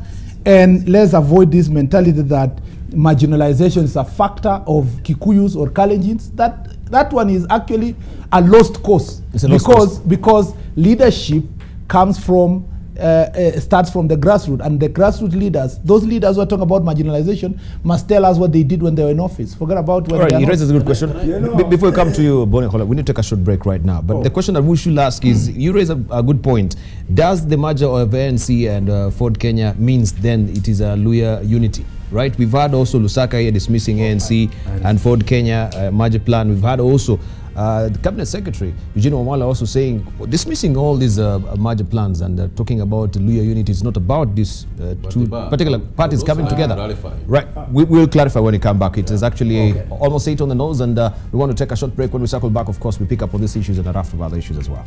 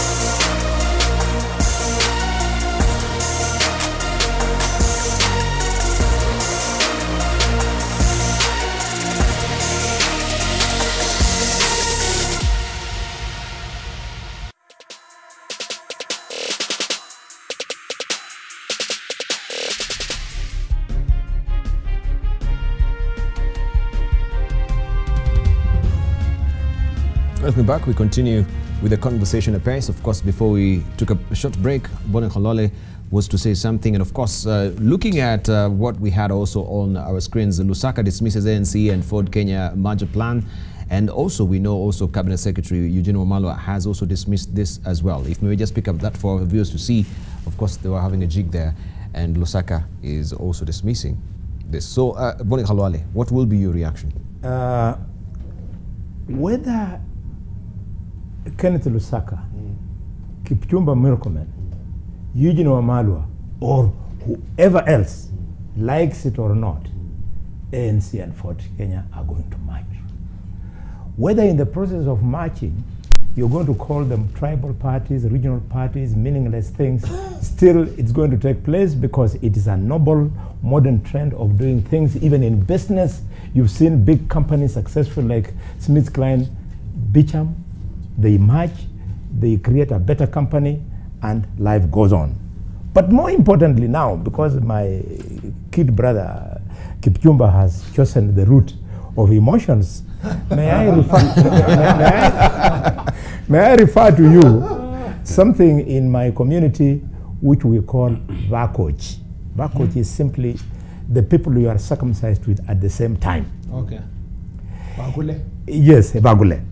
So, if you are circumcision age groups, if you all get married, and then as time passes, your wife doesn't get pregnant, and theirs, they get pregnant and they give birth. When you go to take busa in the evening, you are normally classified as a eunuch, and you therefore can be trusted in remaining sober while themselves they get drunk with their wives. You are the ones who is forced to serve the alcohol. So basically what is happening is that we had Vakochis who included the Kalenjins, the Kikuyus, the Luos, and the Luyas. But because the Luya wife has not given birth to a president, you all think we are eunuchs. We have become a little bit wiser. We know that you can be president, you can be MP in this country, you can be assistant minister, you can be senator, you can be governor, you can be vice president, deputy president, but until you are president, you will never cause development under the theory of leadership in this country for your community. Finally, you have told me that we have to change our mindset as lawyer leaders and that we feed our people on changa and all manner of things. Thank you very much. I leave that for posterity to charge you. But I want to remind you of two great women. One in the US, another one in South Africa. In the US, Coretta King was asked by white women why they were marching with her husband. That couldn't they sort out these things without having to march? And you know what she told them? That you need to be black to understand why we are marching. So you need to be a lawyer, and not a Kalenjin, to understand why we have taken the position we have taken. Finally, the woman in South Africa, Winnie Mandela. Winnie Mandela, when her husband, young beautiful woman, her husband was behind the bars in the 8th year, Mandela inside, she stood her ground, and in Soweto, in a playground, she was challenged. Why are you doing this? And you are an educated black woman. You are not like these illiterate people, gold miners that you are fighting for. Then she told them that you need to be a member of the majority to understand how it feels to be mistreated by the minority. So Kipchumba Murkomen, somebody who comes from a small tribe called the Kalenjin, you need to be a Luya, the majority in this country, to understand how it feels to be lectured by Kipchumba Murkomen from a very small community like yours. Respect begets respect. I tell you, time is coming. You and I might not be there at that time, but people will know that it was right for people to fight for equality. You cannot, Kipchumba Murkomen, expect a community of the majority to be given two positions in cabinet and be told that we are so kind to you that you should go back and applaud.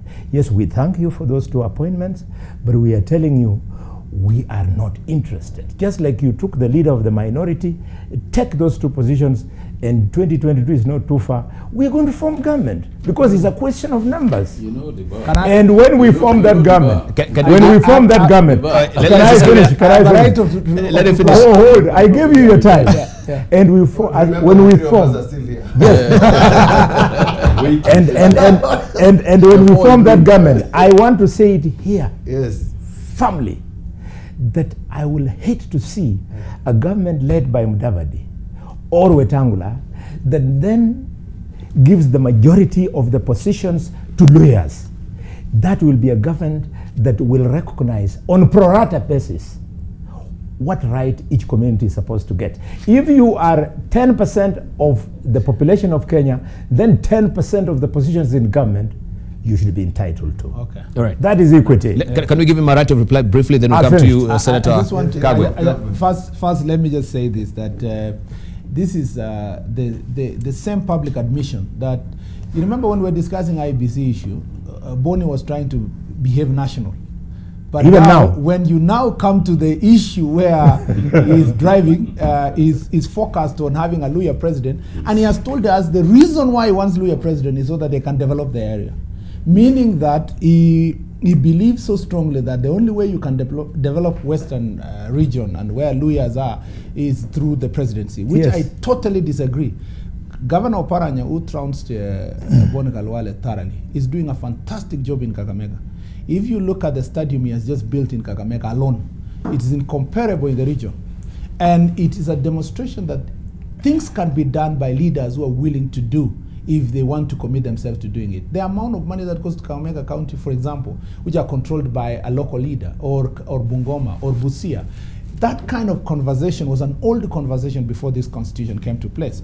What I would like Senator Khalwale to focus on is to actually focus, and I want to hasten to tell Senator Khalwale, you are neither Coretta King nor Winnie Mandela.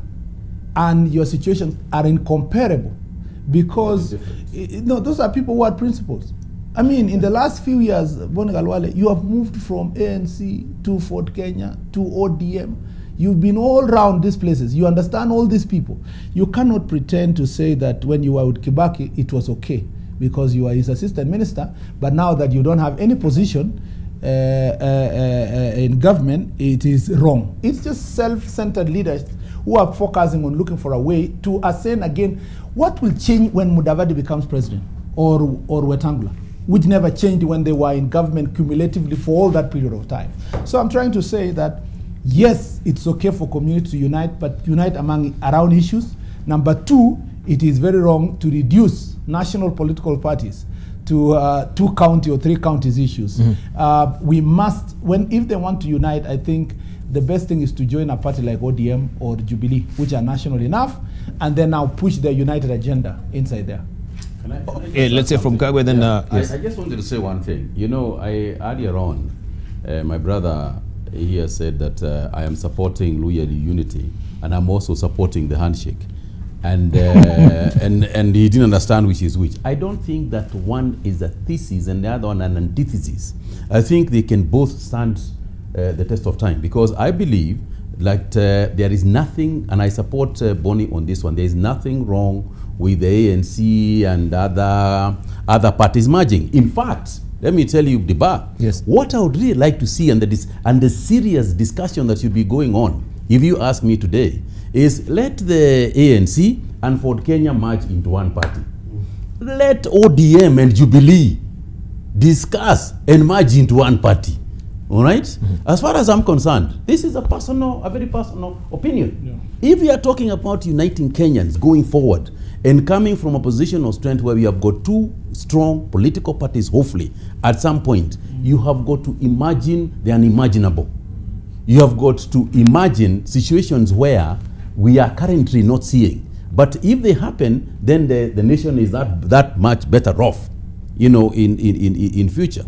And let me tell you, nobody should disagree with so much vehemence, because, as I once told a colleague of mine, you can disagree a lot here when deals are actually going on in boardrooms. All right, so these are all possibilities, and I think they are good. The other thing I would like to add is this, is my brother Kipchumba was talking in regards to Raila Amolo Odinga, that Raila is, suppose Raila does not run for political office. I cannot see a situation where Raila Amolo Odinga is not going to run for political office. In fact, I would hate to think of a situation where he is not running for political office. As far as I'm concerned, he has been, if you look at the behavior of Raila, lately and the way he is going, he's 72 years old. He's an elder statesman. And if you ask me, he has been extremely presidential.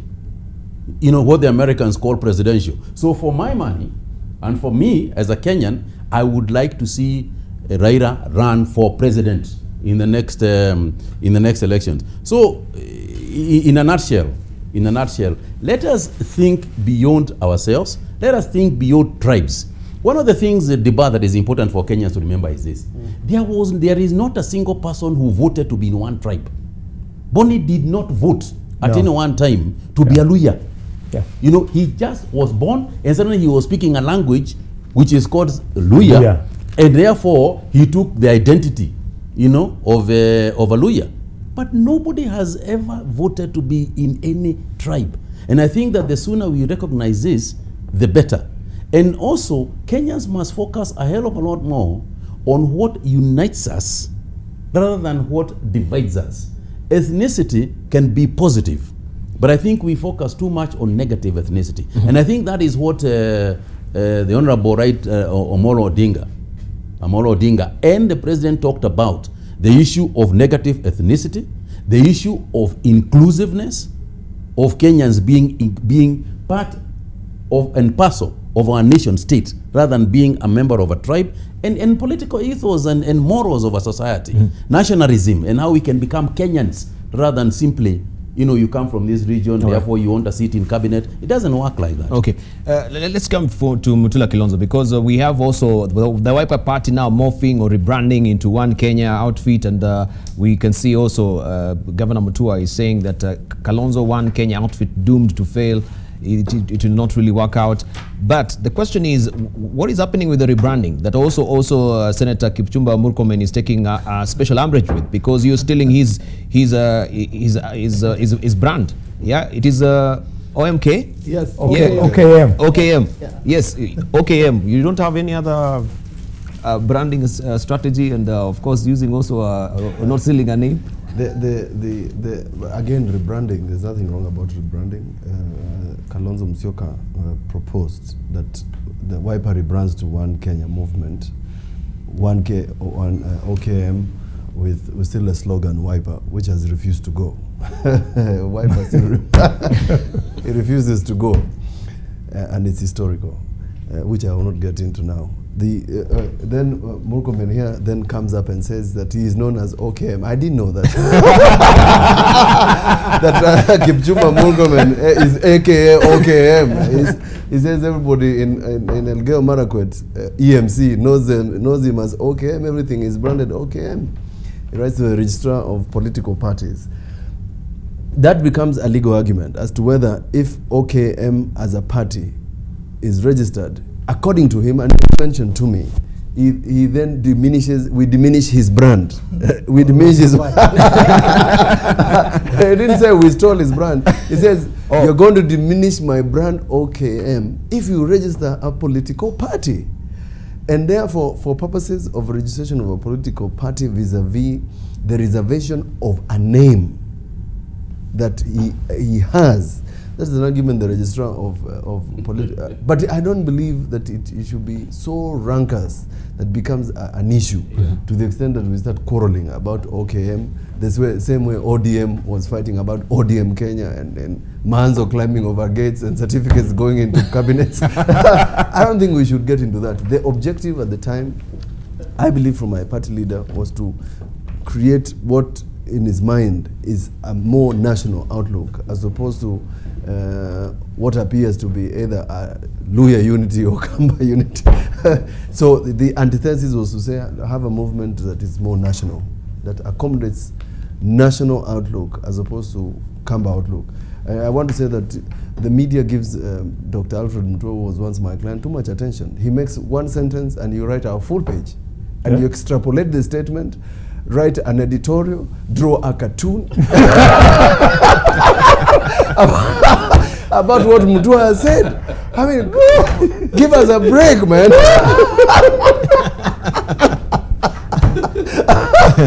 Let's hear from Dr. Tenamol. Well, first, and this is where I was starting from, my brother Mutahi. The issues, when Wetangula says that Raila has betrayed him and all, and we've had this discussion, it must be premised on either of three things. Either it's on account of the swearing in, or it's on account of the handshake, or it's on account of removal as Senate minority leader. The removal, and Senator Mutula has explained it very well, was purely a Senate affair. That leaves only two. On the swearing in, it is Raila who was betrayed. The colleagues didn't attend. So how is that his fault? That leaves only one, and that is the handshake. And the handshake, we are all agreed that both of them left their own lieutenants because it was the initial one. And when each met, they said, we support it, but we want it structured. And there's nothing wrong with that. But now before it can be structured, then you run away and call it a betrayal. I mean, that's the problem. Two, that it must be said that on this issue, Raila Amolo Odinga and Uhuru Muigai Kenyatta are looking forward rather than immediate future. They are looking at what could actually, as statesmen, help us solve some of the problems you are talking about, Bonnie. What is it that we would do that can make you feel you have a stake in this country, even if one of your own is not president? And it's not just the Luos or Kambas, as you're saying. There are over 40 tribes, and only 2 have managed to be president. The other 40 are waiting on the hinges. We want a situation where those other 40 can claim Kenyanness, even if it's not one of them. And to that extent, the question of who is a candidate and who is not a candidate in 2022 is just a by the way. It's not the fundamental thing. But instead, the rest are focused just on that, 2022. The truth is, if we remain the way we have been today, Boni Halwale, it will not matter who is a candidate in 2022, even if it's Weta or Muda, because they will not get it. The structural and institutional edifice will dictate against them getting it. And that's why we must address those things very fundamentally, rather than just running to who will be a candidate. But number 3, you must also admit that even that unity, Bonnie, will run into a headwind. It is okay for now if Weta says, I'll be the candidate. It is okay if Muda says, I'll be the candidate. It is okay if Kalonzo Musyoka says, I have been the senior most, I've forgone this for 2 terms, now I must be the candidate. So all this is still romantic at this stage until that time comes and we are back to the same problem. And therefore, flaunting your candidature is not the best way, to look at this, because eventually not everybody will be a candidate. And if they're all candidate, then everybody loses miserably. The last thing, I agree with Mutahi, and I think we've all discussed this. It is important sometimes to sit back without giving anything in terms of differences, but to look at what is it that unites us. Let's put aside what divides us first. What is it that unites us, and how can we move forward with it? But that cannot come to a situation where you say, therefore, now merge the political formation, because that would go directly against Article 4.2. We are premised that Kenya will be a multi-party democratic state. Which is okay. If you try to bring all this together, then we are going back to where Moi left us, or where we left him. Sometimes I don't know who left who. Moi left us. We do not want to go to that single party state. We must keep our outfits, but have the ability and honesty sometimes to come together on what's best for the country. True. Yes. Thank you. I thought there is something that we must also do away with.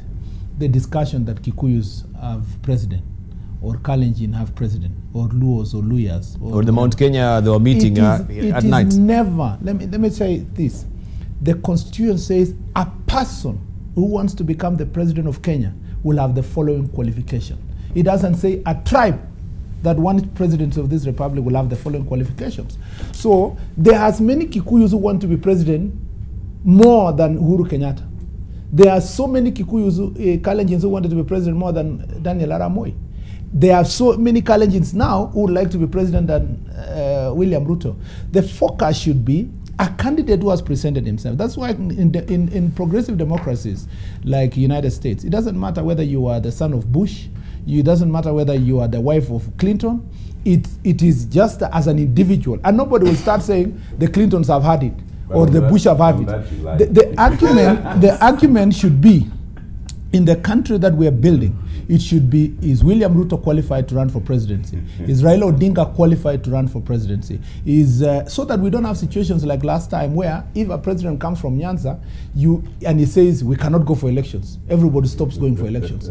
Or if he says that we cannot vote, everybody stops voting. We must open this country, and I hope that handshake is the beginning of that kind of shift of thinking, so that it's not about whether you came from this family or whether you don't come from this family that you become a president. All right, and that's what we want to actually head right now. And if you look at what we had also last week, we had Senator Amos Wako saying that we should implement peace deal. Wako tells Uhuru and Raila, and we've seen that also has been really taking long to really come to fruition. So far, people are wondering what is really happening. When we just pick up that, yes, implement peace deal, Wako tells Uhuru and Raila. Let's just begin from there. I think they've been mealy-mouthed about what is happening right now. We know, yes, from either parties, we have Paul, we have also Martin, that are still working on structures on how they're going to implement, and we don't know some of the facets that we do have within this particular handshake. You mentioned some of them here: inclusivity, issue of electoral reforms as well. But what is really happening so far? Because Kenyans are wondering, handshake, then either of them are not being seen on screen to talk about the dialogue, to talk about the handshake. Let's begin with you, Boni Khalwale. I think it is not just megalomania, but grand megalomania. For some people to think that if two Kenyans sit and agree, then they are representing the interests of all the Kenyans or all the Kenyan communities.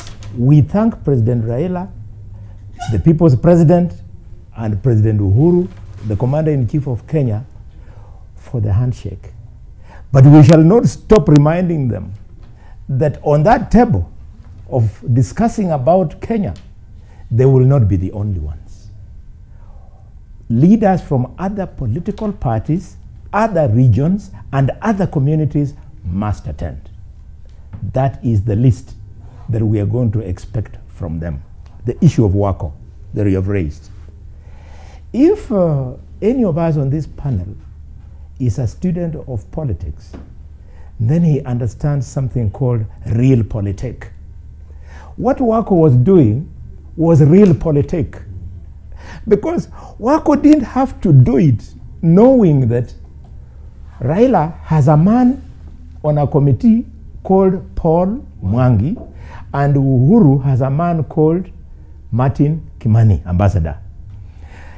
Realpolitik demands that Wako had to do it on the instigation of Raila, for the country to know that all is not well. Paul Mwangi has reported nothing back to Raila, that nothing is going on. So Raila tells Wako, tweak it a little bit so that something can happen. The truth is, and Kenyans are listening to me, and we have chosen to pursue the truth in our lives. We owe nobody nothing for saying the truth and believing in the truth. The truth is that the end of the handshake was seen on the 9th of March.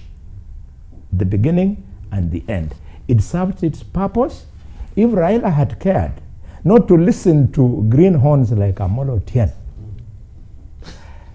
if he had cared to console some of us who have been tested in the battle trenches, we would have told him that over and above that handshake, Uhuru and Ruto have a history. They had a handshake with Mudavadi in 2013 and signed away the presidency to him, but they had better ideas.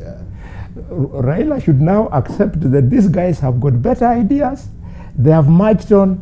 The handshake is over. He is not going to get anything out of it.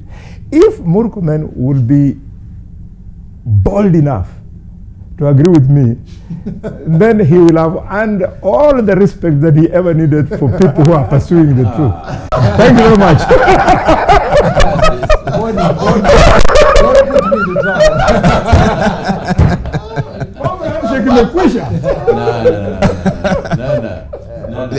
Let's say from Mutai, we'll come to you. Yeah, first and foremost, I think there is a misunderstanding, particularly among those who want everything to happen overnight. There is a misunderstanding about this handshake.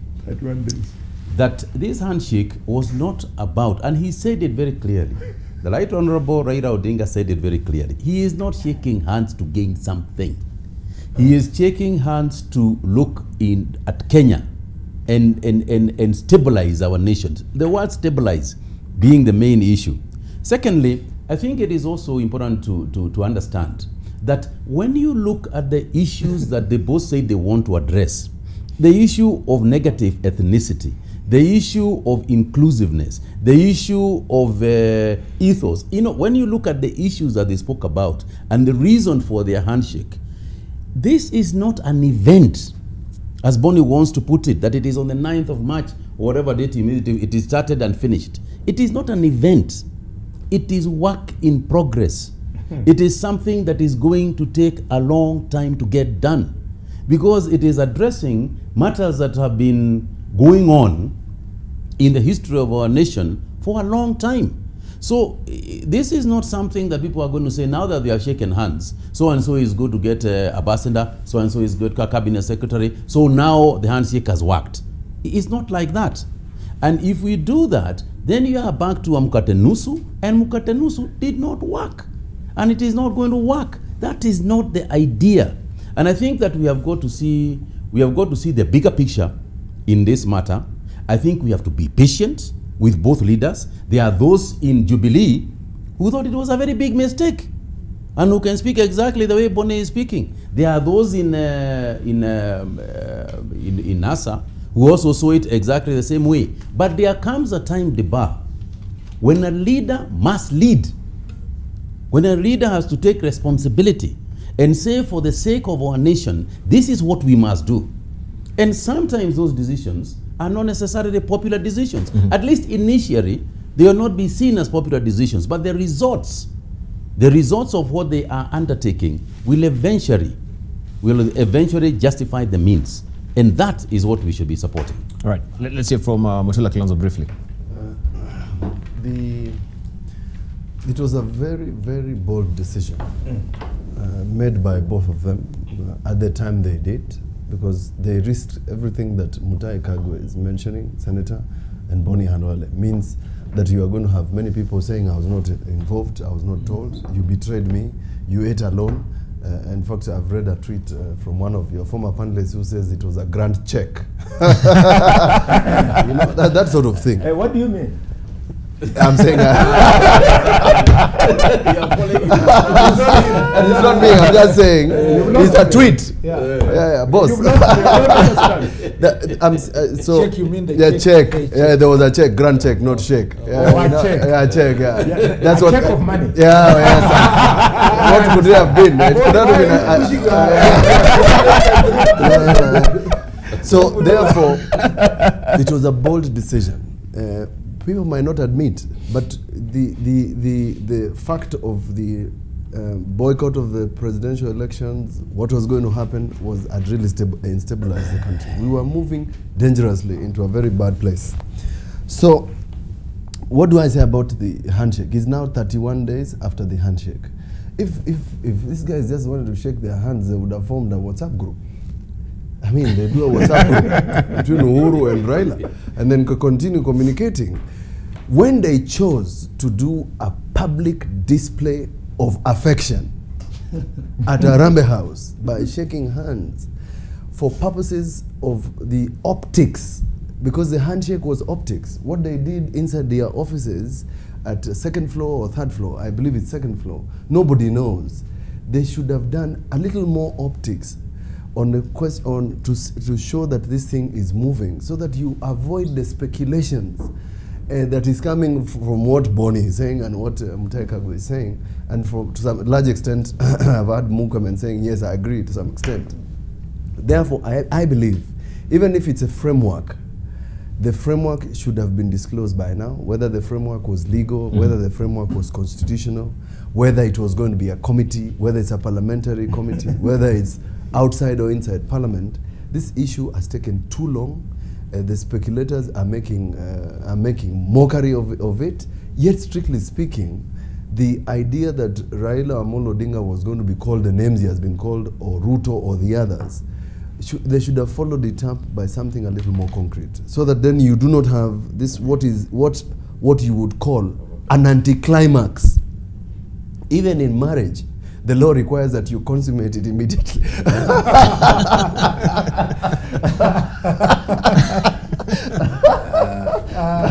you. I think, Debarl, that's a good example. And I don't, let me start from where Mutula has left. Since matters consummation are not done in public glare, how does Mutula Kilonzo know that it was not done? There's a product. Once you consummate the product first. Not necessarily. Not necessarily immediately. 9 months is not such a short time. It is not such a long time. It's not such a short time. I mean, first of all, I want to say that what the former Prime Minister and President Uhuru Kenyatta did on 9th of March was such a bold decision and very good for the country. It is the kind of politics we've been on asking for. And then when it comes, we then complain. You know, we've been saying that we want our politics to be clean, to be sanitized. We want issue-based competition. We want a country that after elections, people go back to their work and we're able to do, fight for jobs, development for this country, provide health, education, and so forth. My take is that the handshake has already achieved a huge percentage of its intention. And that intention was to have a calm nation where people would now sit back and look at issues, where institutions of governance can be able to perform their responsibilities without the usual rhetoric of politics and name calling.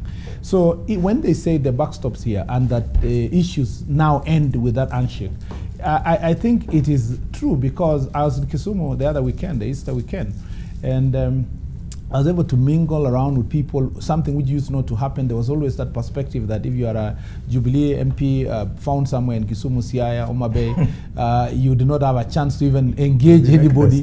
That if you are a ODM member of Parliament, you have no business being found in Kiambu or in Marakwet or any other place. That is the kind of politics that already we are now curing. Those who are impatient, actually impatient over nothing, because first of all, we did not coerce, intimidate, or force former Prime Minister and the President to meet. We cannot set for them parameters because we were not part and parcel of the decision they made. So we must give them the latitude and the space for them to be able to do that which they agreed, and in a manner which they agreed, so that we can be able to achieve the unity that we are looking for. Number two is that I agree with Bonnie to the extent that if it's about the well-being of the nation, we cannot have a well-being of a nation by bringing two leaders and then creating other centers of division. So at the appointed time, or when need be, more and more leaders should be able to meet together. I found it strange that when the Deputy President met leaders from Western, which included Fort Kenya, ANC leaders, some people are complaining that why is he meeting leaders from another political party? And when the former Prime Minister met with the President, nobody was complaining. When the Deputy President met with all the leaders of NASA in Coast, some few people were making some noise. That handshake was opening door for other conversations below that must not be stopped. It's now upon me and Mutula to also engage in some conversation together, including about my name. Okay, and I can tell you that, and that should be the spirit that we should be able to show. Every time we try. Have I seen a check? This is handshake granted. And that is really the spirit that must permeate in this. I think also I agree with Bonnie to the extent that Amos Wako did not write the letter himself. He was instigated to write the letter. Yes. By forces that are impatient over the deal, and who perhaps thought the deal between the former Prime Minister and the President was something else. Either they thought it was a Nusumkate government, or that we quickly... If you see the letter that Amos Wako, senior counsel, and my colleague senator wrote, it had even this, the laws must come immediately before 2020, before the next elections. The legislation must be brought to Parliament. What is this conversation about legislation, the laws, and so forth? Where did Amos Wako get this conversation? It is not. It is either that he dreamed that he found himself in the same situation he was Nusumkate at the time, or that someone was trying to tell him that there was another conversation behind the scenes about legislation and Nusumkate and so forth. So I agree with Amos Wako with Bonnie without attributing it to Raila Odinga, because he's attributing it directly to Raila Odinga. But there are forces behind the scenes that are impatient and would like to see a certain form of conclusion in terms of that agreement. I believe that the president, the president and the former prime minister and all forces within government and outside government should be able to support a Kenya which was started by that handshake that believes in a united country, and then everybody else can pursue their political agenda in an environment that is sanitized. Right. Let's say from Otiende Amolo, you tell us, are you privy to these forces that are pushing Amos Wako? So Senator Murkomen believes Senator Wako was pushed by those opposed to the handshake. Former Senator Halwale believes it was pushed by those who support the handshake. I mean, and they agree with each other. I just don't understand some things. I really don't understand. I mean, I like clarity of thought. You can't just agree and then you conclude different. But let me now come back. Two things. First, Senator Bonnie Halwale speaks so passionately against this handshake. But you are opposed to it. So it should be relevant to you. Why would you be so preoccupied with something that you are totally opposed to?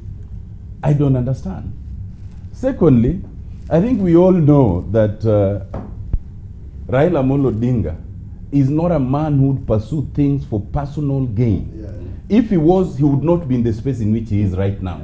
So to try and justify your divorce, so to speak, your divorce, by saying, oh, there must have been a check and all, I think we know who would receive a check if it was to be given and if it was to be taken, and it is not Raila Amolo Odinga. Let us focus on this. You say thirdly that we can't be preoccupied by the handshake of two people. History is usually made by two people. Wars are created by two people. Peace has been made in the world when two people have shaken hands, and it goes everywhere, whether it's in South Africa with de Klerk and Mandela, or to the Middle East and everywhere else. In this very country, in 2008, when we were in the brink of total collapse, it took two people, Mwai Kibaki and Raila Amolo, to save us. So you cannot belittle the fact that it was done by two people. You can begrudge the fact that you are not informed, and you are entitled to, the way I was also not informed. The difference is you are part of the summit and you didn't know. Me, I'm not part of any organ, so I don't mind. But of course, Senator Halwale, there's no way you are going to be informed. Had you been informed, you'd have started by tweeting about it. So the whole world would have known. You'd have gone to State House, hoping to be part of it. Now, even if the deputy president was not informed, why do you think you should have been informed? We must agree. The two gentlemen made this as a special initiative by them, and everything follows after that, which is now what brings me to Senator Wako's letter. I think Senator Wako's letter, in my view, it is well-intentioned, it is right in some respects, but wrong in some respects. It is right in at least two respects. One, he complains of the fact that despite the handshake, which is supposed to postpone all these issues of who is president 2022, there are people who are busy campaigning for 2022 election, and that therefore reducing the mood that should be a stately mood. He is also right in the sense that if we are to have, and I think we've all discussed here, that there's a sense in which we must contemplate some structural, constitutional, and legislative changes. And if we are to do that, the constitution itself has certain timelines. And therefore, there are things we must do, as Mutahi Kagwe was saying earlier, we must do them a little earlier, not too dangerously close to the election, whatever it is. Okay? So he's right in that respect. But he's wrong, one, like me, he was not part of the handshake. So like me, he's in no position to make demands of the two, because we must all wait and see. But let me say one concluding thing, and I've said this in this show. It took a lot for Uhuru Muigai Kenyatta and Raila Amolo Odinga to agree to meet and do that handshake. But it took a lot more for Raila to do it than for Uhuru Kenyatta to do it. True. That is the truth. True. And this handshake, in terms of how it is framed, is extremely important for this country. It is so important that if anybody thought that it would be one of those things in which anybody plays the games, then the historical injuries, the historical tensions, the historical issues we've had for the last 55 years would look like a joke moving forward. True. And that is why, for me, I support it wholly, because I believe it is well-founded. Those who may not have been part of it have no option but to support it. And even as we are supporting it, rightfully I agree, say, let us now broaden it and structure it, and let us deal with all the things we need to be dealt with, but not to begrudge it and, you know, in public say we support, but then when you go, you go to the sides, you plead divorce because of the handshake. That's not being sincere. Can I just respond to only one thing before? No, this is just. I didn't even respond to OKM thing, but it's also wrong for. I don't agree with I agree with most of the things that my senior Amolo has said, except to the extent that there was no agreement anywhere in that between the president and the former prime minister that there should not be campaigns for 2022. So Wetangula, Mudavadi, and all those people have their Kalonzo can rebrand, can prepare for the elections and so forth. The only agreement I know, and which I'm part of, it was agreement within us Jubilee, which was a direction from the president and deputy that let's put aside campaigns until maybe 2021 thereabout. Let's first serve the people of Kenya, because we have an election mandate to serve. Somebody like Wetangula, Mudavadi, or Kalonzo can have enough time to prepare for their presidential elections, because they have no mandate directly to campaign on behalf of, to govern on behalf of anybody at the moment. So to try to also, because I read that statement from Amos Wako as trying to gag an environment that people can prepare themselves for elections, I don't think it was the right thing to do. But for Jubilee leaders, it is, as we agreed, it is the right thing to do. All right. Let's say from Mutula, we'll come to you. Then we close up on it. We need to wind up with a very critical issue as well. Okay. Recently, Senator Kipchumba Murkomen, the majority leader, responded to a query raised by the People's President about Matiang'i's statement on the judiciary. And the statement was that the statement made by him was jeopardizing the concept, what Mheshimiwa Omolo says is the concept, the broader concept of the handshake, which is units working together and not working in conflict. Yes. So the point is that even that should not be treated as a separate issue from what Amos Wako is doing. I don't know whether he was holding brief, but to the extent that I agree with Otiende Amolo that if you're going to have a framework for legislative constitutional reform, the faster you do it, the better. In fact, Kipchumba Murkomen was saying here that the question of IEBC must be addressed in advance. The question of who is the selection panel, etc., etc. Those are the things that we are talking about. The framework, without putting them under pressure, and by agreeing, the two of them agreeing to reduce the political pressure outside themselves and agreeing to shake hands, the two of them, they inadvertently agreed to absorb all the shocks that are coming from the political tensions all over the country. So they must be prepared for people to put them under pressure, whether it's them to disclose what they did, whether it's to have a framework, whether it is to expand the meeting, and whether or not the agenda is X or Y. Because by agreeing to have this nation, and he has said it, two people bringing the nation together, they have agreed to be put under pressure. So we must continue putting them under pressure. And the only reason we must continue putting Mheshimiwa Raila Odinga, the People's President, and Uhuru Kenyatta, is because unless we do so, what Waititu said in a church, Governor, is going to come to pass, that you must be very careful. This man you are talking to, ni mchoraji. Ni mchoraji huyu jamaa, azimangi tinga tinga. Those statements and what Matiang'i was doing and what people are doing in public platforms is what is going to destroy what would ideally be a constitutional moment. You must treat it as a constitutional moment where, like 2007, and I disagree with Mutahi Kagwe that the Nusu Mkate government was of no consequence. Boni Halali became an assistant minister. That is a consequence. I'm telling you. The constitution came to pass. That is a consequence. It might not have achieved a greater objective because that was 5 years and we had such a bloated cabinet. But the fact is that we enjoy, some of us, the positions we have because of that constitution. Thank you.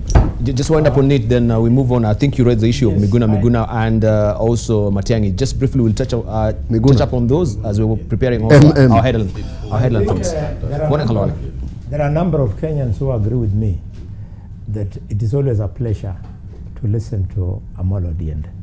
And Amolo, I agree with you when you say that handshakes between two people change the world. But what you're being economical about is a simple tool of management called tactics. Lack of tactics frequently leads to friction. So the friction you are seeing currently is because of the tactless nature in which the build-up to the handshake took place. Two examples. The example you've given of South Africa between Nelson Mandela and Frederick de Klerk, it was preceded behind the scenes, behind the headlines, with serious dialogue between the two groups. The one of ANC was led by none other than His Excellency President Cyril Ramaphosa. The National Accord, which you have referred to, before the handshake between Kibaki and Raila, it was preceded by serious consultations, and our team was being led by, amongst others, James Orengo. You could consult. So had we allowed behind the scenes, behind the headlines, consultations to take place on the current handshake, this friction would not be there. My final point is on the issue of campaigns, Amolo. Who taught you these things? That for Mudavadi to campaign, for Kalonzo Musyoka to campaign for president, they must go and seek, and Ruto, they must go and seek for permission from Uhuru or Raila. No, you're wrong. In fact, it is part of the reason why we should not seek any consultation from them, because we intend, if we build the critical mass, to bring to an end the dynasty of the Kenyatta family in politics of Kenya and the dynasty of the Jaramogi family in the politics of Kenya. Let other people emerge. Let's leave it at that. And I know Otiende will want a time to very briefly. Only one comment, very briefly. Only one point. You know, the problem here is the strategy that Boni Halwali speaks about. Yeah. Four key people were unaware of the meeting and the handshake. One, having learnt of it, politically astutely adopted it. That is DP William Ruto. The other three chose, but one more than the other three, now Wetangula, has chosen to make it a grudge point, to the point of breaking the marriage. Now, political astuteness would have taken the position they took earlier. Say we didn't know, but let it now be structured. You see, the structure Boni talks about is irrelevant once you have quit the marriage. When the structure comes, how do you come back in? It is irrelevant. Yes. I just talks about the divorce is premature. I think the relationship between the former prime minister and the president, first of all, it's immaterial who knew or who didn't know. Yeah, and where it began. But where it is more important, where it's going. Number two, it would be guesswork to say whether William Ruto knew or he didn't know. In fact, people should be asking, did Murkomen know? That's what I'm saying. That's what I'm saying. So that's what I'm saying. No, that's what I'm saying. You cannot even I cannot even tell you here whether I knew or I didn't know, because it's immaterial. And where they started was long before. Yeah, it wasn't even this year. It was long before this year. What's important for us, and let me just also disclose, it wasn't also Raila alone. Even those who are publicly confessing that they don't agree with Raila's position had better offers before Raila Odinga. And so Raila beat them to the punch. Absolutely. Okay. So to start also lying that to start lying, and that's why I say I don't want to say much. But the point is that it is dishonest for one part of NASA to say they didn't know when they know that there were these things have happened before. It's only that one made a bolder step than the other. But others were being told, you know, there's an option to do 1, 2, 3. They say, oh, we will be called watermelon. We will be told this. We will be insulted that we'll be called we are coward. So we should also not be dishonest in this country. Number 2 is that there is something I didn't respond to. My colleague here, Mutula Kilonzo Jr., who really, Wiper Party is rebranding, which is a good thing. But rebranding to where? Because is it the name only? As Kalonzo really audited himself, the only conclusion he came to was that the reason why he can't be president is because of the name. And now goes even straight to getting my name. You know, the point is that Wiper is a very good name, coined by the late father of my friend here, Mutula Kilonzo Jr. And it's a beautiful name if you have a serious candidate, because it's about wiping, all problems that we have in the country, cleaning the country. Wiper is not a bad name. I didn't know. That's a new revelation. I don't think. It was Mutula Kilonzo Senior. Yeah, the Wiper, wiping all the problems in this country. If you have a good candidate, it doesn't need to go struggling with me in court to determine whether he should take OKM or not. The point should be that he can be able to still be presidential candidate with a Wiper name, or better still join ODM or Jubilee, because they're bigger national parties. Thank you. Let's leave it at that, because I'll be remiss if we don't also discuss these sentiments from Fred Matiang'i. Very briefly, if we may just pick up this from my laptop. There is an evil clique of judicial, I should say, officers who are keen to drag us by the collar and take us through the trial by the public court. They are determined to ensure that the executive does not perform. Of course, this was a statement tipping off the tongue of Interior Cabinet Secretary Fred Matiang'i. And we had also a rejoinder, and you mentioned it, about Raila Odinga coming and saying, stop, please, let me just continue. Stop being this reckless, Raila tells Matiang'i. And it continues, of course. We know what really transpired, of course, from the Right Honorable Raila Odinga as far as this is concerned. And CJ Maraga dismissed judges' capture claims. He went full steam ahead to say, of course, from his knowledge, there were no people who were siding on one side. He says judiciary is not controlled by litigants, urges aggrieved parties to appeal decisions. Just briefly, let's comment on these particular statements that were tripping off, of course, the tongue of Matiang'i, as well as also we're preparing our headline thoughts. Very briefly, let's start with you, Mutai Kagwe, very briefly. Well, first and foremost, I think it is important for us to read Matiang'i's statement in full, because before he said that, just before he said that majority in the judiciary are upright, standing citizens of this country. That's what he started with. And it was in Bunge. He started by saying that most of, or majority of the people in the judiciary are people who are conducting themselves in a manner that makes Kenya proud. And in fact, he said the judiciary makes Kenya proud. However, there is a clique, that's what he said. And anybody, unless you want to become the proverbial ostrich and bury your head to the ground and assume that everything is okay, and say that we cannot touch, one arm of government called the judiciary cannot be criticized and it cannot be touched. Unless we want to say that you can criticize the legislature, you can criticize the judiciary, but you cannot touch the judiciary. You can criticize the other two, but not the judiciary. I think that is wrong. If there are problems in the judiciary, there are problems in the judiciary. And I think it's accepted. If you look at today's Star, page 22 and page 23, that's what that's what the articles are talking about. And I think the Chief Justice himself has said, yes, there is rot to clean up in the judiciary. So to me, Matiang'i simply said the truth as it exists. He explained why he thought about what he thought, why he thought what he thought about. And I think that it would be dishonest for us, thank you, or anybody else to start and saying that he was wrong, he didn't do the right thing. It is in his, he has a right to criticize the judiciary. Thank you. Let's hear from Martina Molo, very briefly. I think it is really unfortunate that my friend Mutahi Kagwe can speak like that.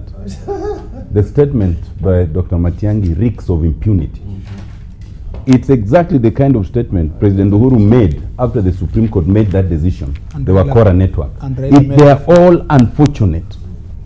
You cannot call serious judges who have reasoned, and those decisions are well reasoned, 5 judges of the High Court differently, and 3 judges of the Court of Appeal, that they are an evil clique because they do not agree with what you say.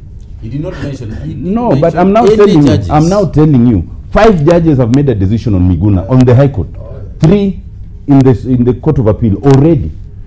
And then he doesn't stop there. He says then there's a clique of NASA activists and lawyers. Now that includes Senator Mutula Kilonzo here and myself here. Because now, but I'm telling you, read that statement. What he said. He didn't talk about NASA. He didn't say NASA. Mutahi, you will read it once we are done. You know, he did not just attack the judges, he also attacked the lawyers. And almost as if saying that we collude with the courts. It is so unfortunate. First, the idea of choosing to go to Parliament and not to the courts is the first thing that should be interrogated. Is because Dr. Matiang'i and the people with whom he went believe that because of the Jubilee majority in the National Assembly, and particularly that committee, they made it subservient. Secondly and lastly, he misrepresents facts. He says these orders were giving ex parte. All these orders were giving inter partes. Thank you, thank you. Let's hear from Boni Kalole. Very briefly, as we're winding up, very briefly. Matiang'i used the word capture. If we must ever use the word capture, then it should be on the premise that the executive has captured Parliament. That a parliamentary committee allowed Matiang'i to make those kind of remarks without being challenged is a confirmation of capture. Thank you. Let's see a bit of that.